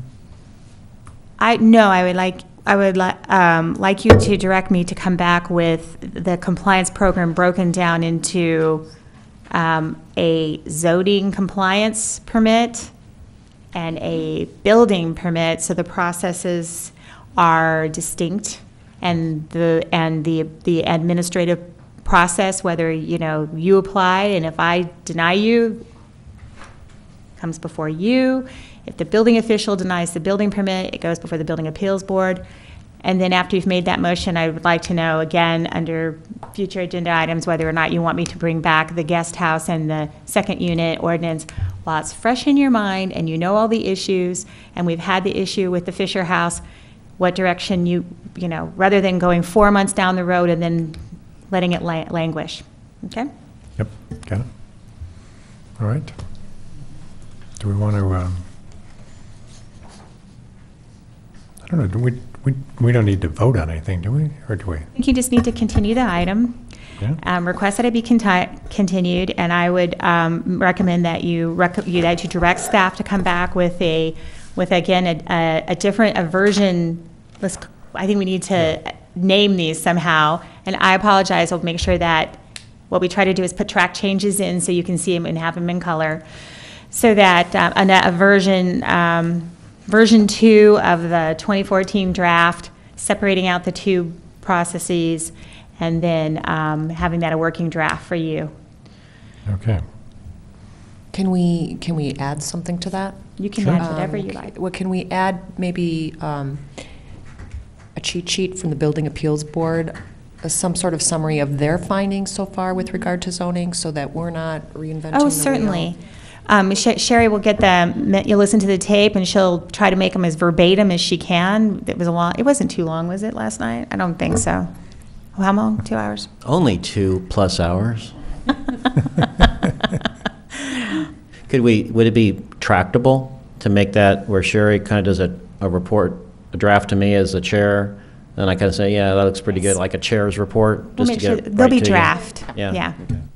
Great. They can't formalize the minutes until their next meeting, so they'll be marked draft.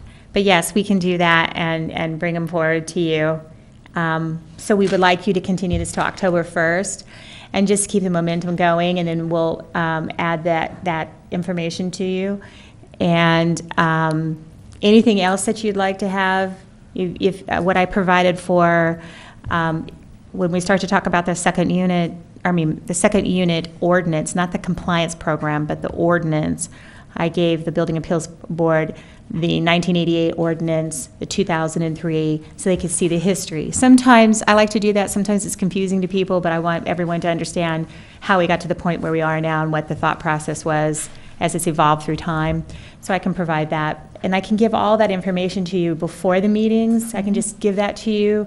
Sherry and I can get it together and deliver it or put it in the mail, just so that you have the information at your leisure to kind of educate yourself on what the city's done in the last, whatever that is. It might also be nice to just have some kind of list of really what the hot button items are for discussion. Can do that you know, too. The things that are really contentious or that need some research or some thought. That's already attachment D. It's these. Yes, but I mean, is this, these are the hot buttons? I mean, okay. And I just add to that, just for informational purposes, is that, you know, as you heard tonight, and the mayor told the Building Appeals Board last night, you know, we are going into neighborhood planning. So, you know, we will be looking, now, that's a long process. We're just doing phase one, and phase one is mostly a interaction with the community and sort of a vetting process of, you know, identifying issues, and it's not necessarily getting to the point where you're changing, you know, actual zoning ordinances. You know, that's not necessarily where we'll be. We may have a toolbox or a toolkit of things at the end, but so, you know, whatever we do now might be just a precursor to what we do later, really identifying, providing much more flexibility depending what neighborhood you're in. So just so you're aware that we are going down that path. It might be a year or two before we really start, you know, making really, you know, different judgments on how things look depending on what neighborhood you're in. I was going to ask that, so I'm glad you brought that up, to make sure that that gets included somehow in this document, that it, you know, things could change, or to allow for that in the future.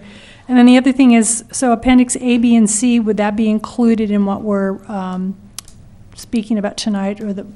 Not for the next meeting. We probably won't have those developed yet, but as we, I just feel like it's really necessary for us to kind of bring this through bring it through the process. So. Yeah, I don't think I'll have the garage conversion one, but I think as the information becomes available, we'll provide it to you. But yeah, it seems like you are going to need that, aren't you? Because my thought was, you know, after I went through everything, you know, I'm partially for the garage conversion, but I was looking at them going, gee, maybe we need to wait for a couple of years and further define. Well, of course, now in here you have the guidelines. So to me, whether or not I would be for or against the garage conversion would probably be based on the guidelines. And so it's kind of, let's say this, chicken before the egg. So I can bring the zoning portion of the guideline for garage conversion. That's really simple. Okay. The complex part of a garage conversion is what the Building Appeals Board will be dealing with. So for you, the guidelines are, where does the parking go when you convert your parking? And you're going to discuss, do you have covered parking? Do you give a waiver? Do you allow tandem? You know, those creative ways of providing parking.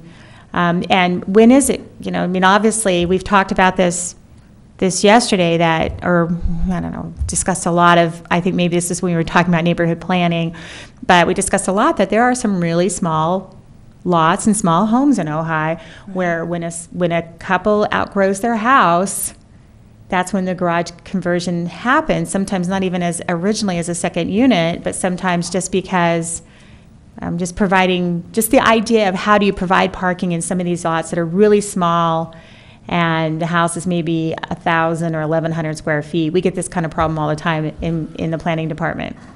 So I think that's what your issue is going to be to develop. So we can bring that to you. That's simple.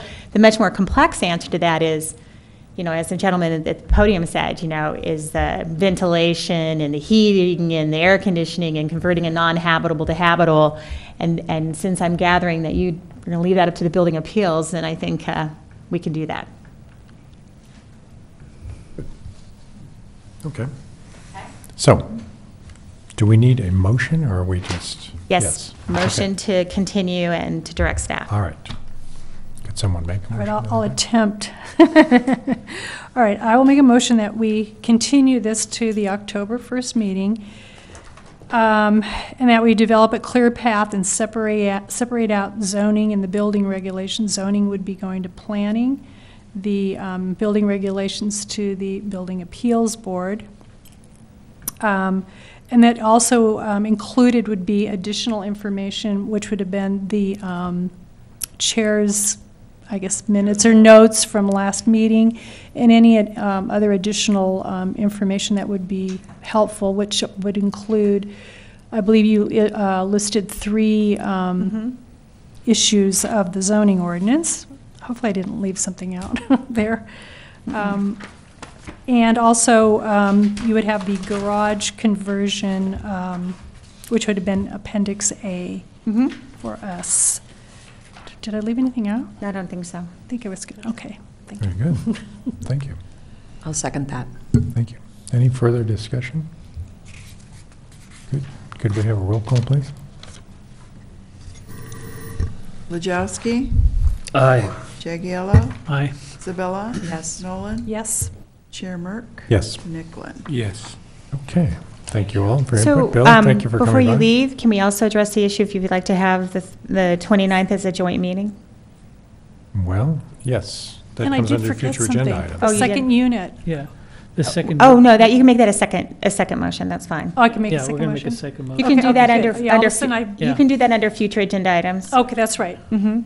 Just wanted to make sure. But before Wyrick Second leaves, I meeting. just wanted to know if Mr. Wyrick leaves, if you'd still like to do a joint meeting on October 29th, and if you'd like to do it before their I would prefer before, What time because do you then you guys- don't have to watch us do our slow process of looking at details.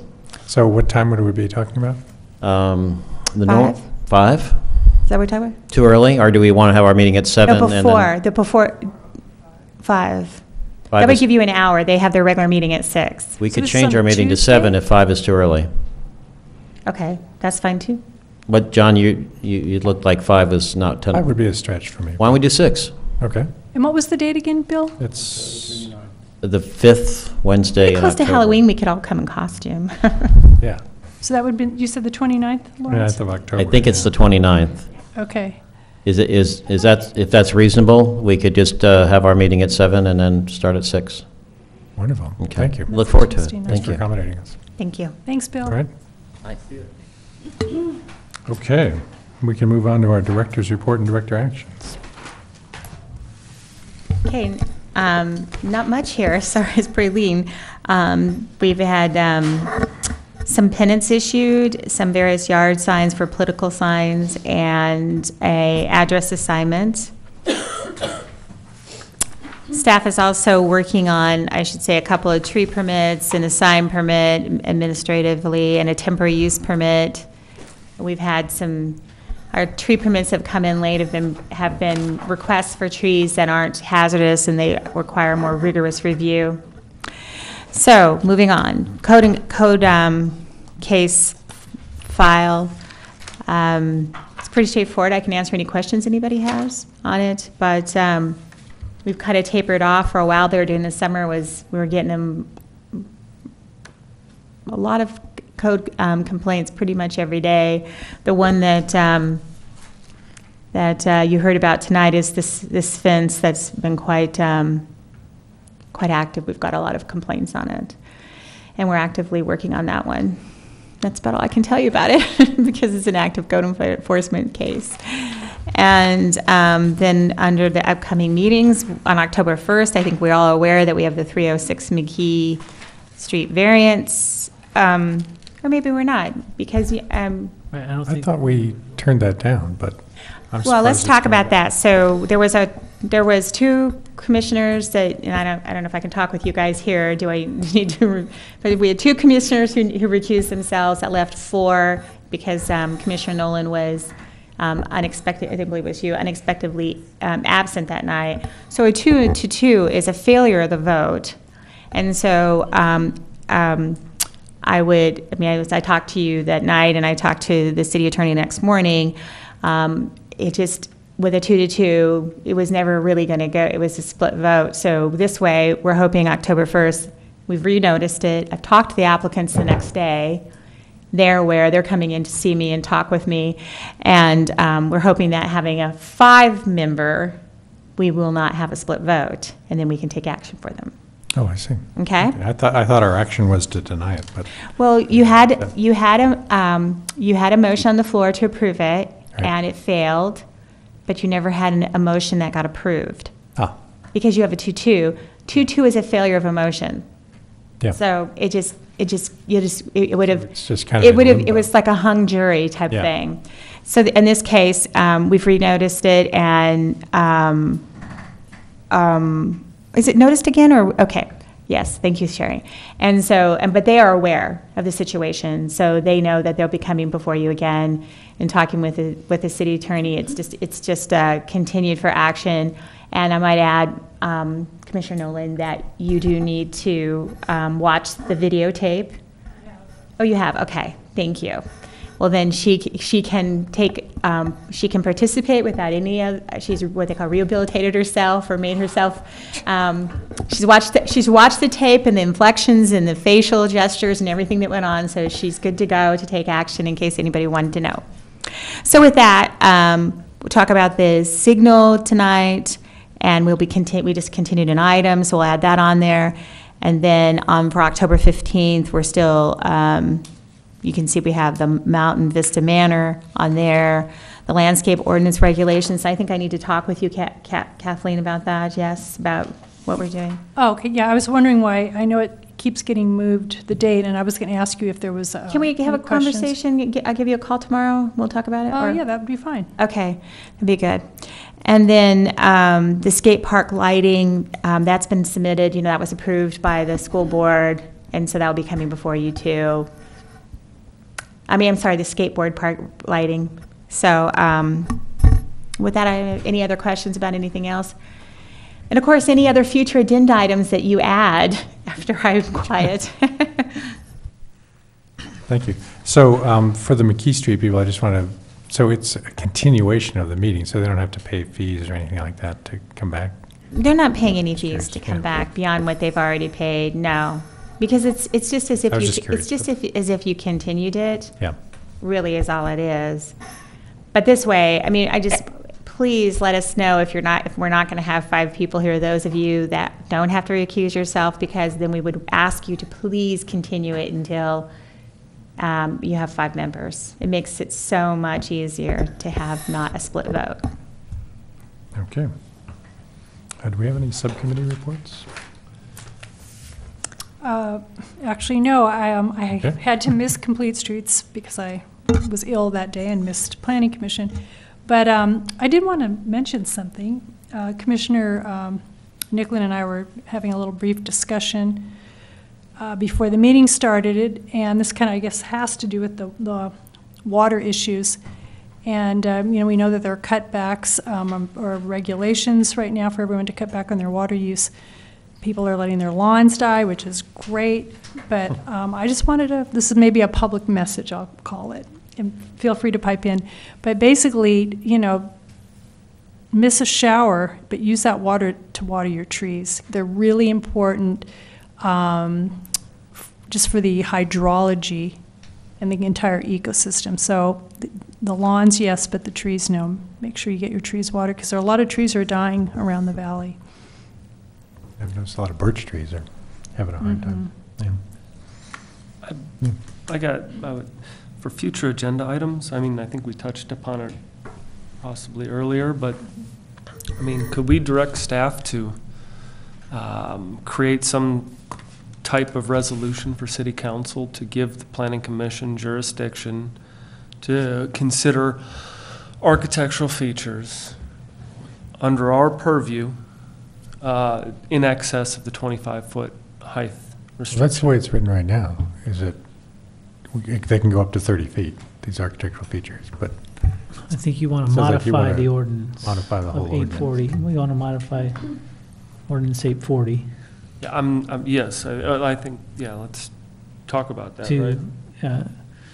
to do what? See, that's the question. What, see, this whole thing came about at the city council's direction. They came to us last year and said they wanted to lower the height limit to 25 feet. And that's why we changed the ordinance, under duress, I might add. So we would basically be going back to city council and saying, we need some kind of discretion in some way. well, saying, Yeah. we approved your lowering the height to 25 feet, but now we'd like to raise it back again up to 30 feet or have more flexibility. Or have some discretion in Yeah. particular situations that. Such as the Fosters or Fishers. Yeah. Would allow for different types of architecture and not limit us. I think that's what the issue is and where they were. I mean, it actually came out of doing the whole housing element, and the concern was about not having 3-story buildings. They were out of scale. They were going to block the view, and that's kind of what generated the height limitation. Well, we've had the 30-foot height for how many years? Right. And it hasn't developed into Yeah. anything that. Well, I just might add that that's what neighborhood planning is going to address. And so you may approach them about that, and then you maybe get, the response may be, it's premature to go and redo the ordinance when we're venturing down this path of really addressing specific neighborhoods. And it's much more, that's something I think that will flesh out with the neighborhood planning, because we're going to identify each neighborhood. Obviously 3 stories is really inappropriate for some neighborhoods, but then when other neighborhoods, it would be appropriate. And so rather than addressing an ordinance that changes the height for the entire city, it really seems like it's more appropriate for that to be an ongoing topic during the neighborhood planning, because we all agree that there are situations where it's appropriate. Yeah, but that's going to take forever to do that. So can't we do something? Yeah, might as because well try. that'll, who knows how long that's going to be. Well, again, I can only tell you that City Council sets our work program. Given non-applicant sponsored, I couldn't promise that would go quickly. The second unit is already a work program assigned to staff to move that through. So, if we want to have someone take it forward, I can talk to the city manager about that. But where it gets put in the priorities is up to City Council and the city manager. Yeah. And there is only one planner and one half of a planner. That's all you have here. So, other priorities would be dropped in order to take that one on. I don't know if this would help or speed up the process at all, but for instance, in Complete Streets, our subcommittee, we are putting together, I'll just call it a checklist for the street application as far as neighborhood planning goes. So that would be like, is there a sidewalk, is there a gutter, are there trees, things of that nature, and how they relate to Complete Streets, stormwater capture and what have you. I'm just wondering whether we could do it in a regular planning commission session, or if it would be a subcommittee where we, as the planning commission, could look at some items that we feel are pertinent to the neighborhood planning. So in other words, there's kind of a checklist or a guideline, or would we work with, or would we have any contact with the consultant to say, these are things that repeatedly come to planning commission where we have issues, or things that we would like to see covered when the neighborhood planning comes. That's what I was trying to suggest, that the neighborhood planning is, that's where energies are going to go. That's already a high priority for the city council, and staffing, staff hours are already committed to that process. So I do believe that's what you should do. You should participate in that outreach. Of course, part of the process with neighborhood planning is going to be what they, regardless of what you call them, they're called ambassadors. That, we're going to be, we have to use the local talent within the city of Ojai to help facilitate this process to success, because obviously the city of Ojai does not have a high budget in order to do the processing. So yes, anything that you do that provides key elements of areas and things that you think have been problematic, that's all going to be part of that process. That's where it's going to come from. So it There's might going to be a help lot of speed it input up. from the planning commission, I would think, as well, on the whole. Yeah, I was just wasn't sure what, once you hire the consultant, how much interaction there will be or not with the planning commission. Or if maybe that hasn't been determined yet. I don't think that as a formal body, I mean, I don't think that that's really been determined yet. We're really keen on moving past the formal process into neighborhoods and out to the public, and wanting to hear what the public has to say. So that's where the focus has been at this point in time is. But that doesn't mean that you can't be a valuable resource. That certainly is. But that would be more informal, and probably participation in the workshops and in the charrettes, and there's going to be all kinds of social media, that type of thing. Right. So I guess what I'm saying is we don't have to decide on it tonight, but because I'm on too many subcommittees already, but we may want to, sometime in the near future, maybe form a subcommittee where we could start looking at this, which would help speed up the process. Well, I certainly think, too, I came in here late this year. I mean, not that late. It was the end of July, but I'm assuming that every commission has a goal setting with the city council. That's pretty common in every city I've been in. So does the commission not do that? Normally, once a year, you decide what you get together and decide what your goals are for that year, and that sets the work priorities. And outside of the applicants coming in and processing things, that's what staff works on given a year. And because there is a limited amount of resources, and those resources are prioritized. So I would also then think it would be appropriate for you to think about that. What are the things that you want to work on and would like to send up that to city council, that you think this is important, this should be a priority? And I think that's totally doable at that point. But I think that just wanted to make you aware that this ball's been already rolling as far as where staff's resources are going to be allocated to. But, I mean, just as a question, how long, I mean, if we did ask you to prepare something, how long would that take? I would say that I wouldn't be able to get back to you for 5 or 6 months. I mean, I did 3 agendas last week. 3. I was here, 14-hour days, almost 2 or 3 days in a row. I mean, we're not, this isn't easy with one staff person and a half a staff person.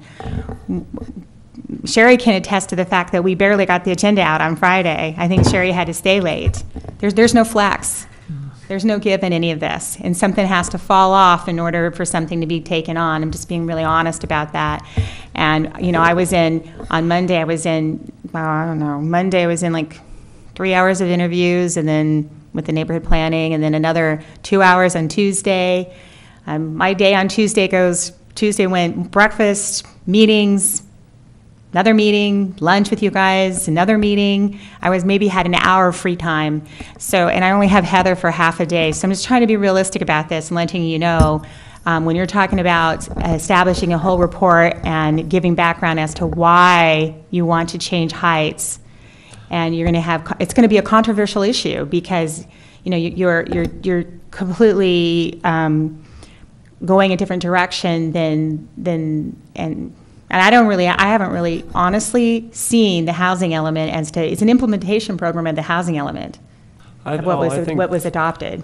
I think just where I was my thought process is like, I wonder how much time staff has spent and the city attorney spent dealing with the Fishers on this issue, like creating notices, this, that, the other, and I'm just, trying to think of future items if this comes up. I mean, Kathleen, how can we just put it on the item so we don't lose it? So I know you're real busy right now. Let's just say, is there something we can do to just keep it in the pipeline, and knowing that you can get to it at some point? You can, I just don't want to forget establish about it. I've seen other cities, I don't know if you ever have done here, but I've worked for other cities that under future agenda items, you keep them rolling them over until they actually. Right. Yeah, that's how I do on my You can just add them onto that future agenda item and say, we want them to come up and we'll revisit this periodically. And like I said, I don't think there's a problem with you forming a goal session and saying what you'd like to see happen. Again, I think that you have to realize this neighborhood planning process has had $50,000 of the city's money committed to it, and staff time, we sent out to an RFP to our consultants already committing staff time to that process. So I want to make you aware of that. I'm not trying to dissuade you. I'm just trying to give you an actual picture of how the department functions and how goals are set early on in the year, and we function through that. And right now so yes, go ahead. Just one more comment, that taking what you're proposing is going against what City Council has been working on for the past year to get in place, and it just got adopted. So we need to make sure they're even supportive of you spending your time on something that they don't want. Yeah, that's a good point. Yeah, so I don't think we've ever had a goal-setting session with the City Council. Well, I'm sorry, most we have? Every single year we go through priority lists, yeah. I haven't ever seen it. You do have a joint meeting with City Council, correct? Yes, we've had joint meetings with them. And usually during those joint meetings, they ask the Planning Commission for their opinions about, okay. Usually they tell us what they want. So I think that's good. I think it's very good to adopt these things and keep them rolling and know where you want to spend time and where things aren't working. And certainly if they're not implemented during the neighborhood planning, you should bring them up during the goal setting and joint meetings. That's what those are for. And then when that all rolls around and then is formulated into the budget, and then that determines how much staffing resources we get and where priorities are put for throughout the city, but in particular our department. So I think that's really important. And having said that, I want to also just reiterate that I will be giving all you the information regarding the Planners Institute, or whether it's called the Planner Commissioners Academy, or whatever it's called now, through the League of Cities, and making sure early on that you all have information on that. And if there's anything else that you'd like to go for training that has to do with procedures or processing or planning commission, how to run a meeting, or any of those types of things that are out there, please shoot me an email and we'll work for you to get whatever training that you want on that. And so that was kind of missed this year because of the lapse in having a director here. I came on after pretty much, because they're usually February, March, and so kind of, was in the middle of the heat of the wireless telecommunications debacle. So I'll make sure that you don't miss it this next year. Okay? Wonderful. As part of your goals for the year. Yes. Thank you. Any other business? Well, I'd like to direct staff to work on the ordinance section 10.-2.1709 second residential units. I want to request a modification, an adoption of a modification to allow for greater square footage than 640 square foot in certain circumstances, depending on size of property, size of lot. There's another area of the ordinance that I think is very restrictive, and it's item 6. It says modifications such as waivers or variances shall not be permitted in any case. That seems very restrictive, and it doesn't allow for the variety of situations here that we have in Ojai. So those are the kinds of things I'd like to see in the modification. And again, I think that, as Commissioner Nolan said, that at some point we're probably, going to want to start to add something there, or as provided for in neighborhood, at some point we've got to start realizing that that's going to happen. But yes, I agree that there needs to be either through a variance procedure or a CUP. Right. And as I've tried to indicate over and over again, a CUP is better. Yep. You don't have state mandated findings you have to make. Yep. You have much more discretion with the CUP. So I would advise you to use that procedure to vary the setbacks or the this or the that you're asking for than a variance. Right. I agree. Okay. Yes. All So right. I made a motion. Okay. I'll second the emotion. I said emotion, the motion, excuse me. Motion. All right. Could we have a roll call on that, please? Yes. Wojciechowski, Yes. Isabella, Yes. Yes. Yes. Yes. Okay. Will that be on the same 5 to 6 month timeline? That's already, the second unit's already an item in our work program. Thanks. All right. I'm going to call this meeting to a close. It's been a lot of fun.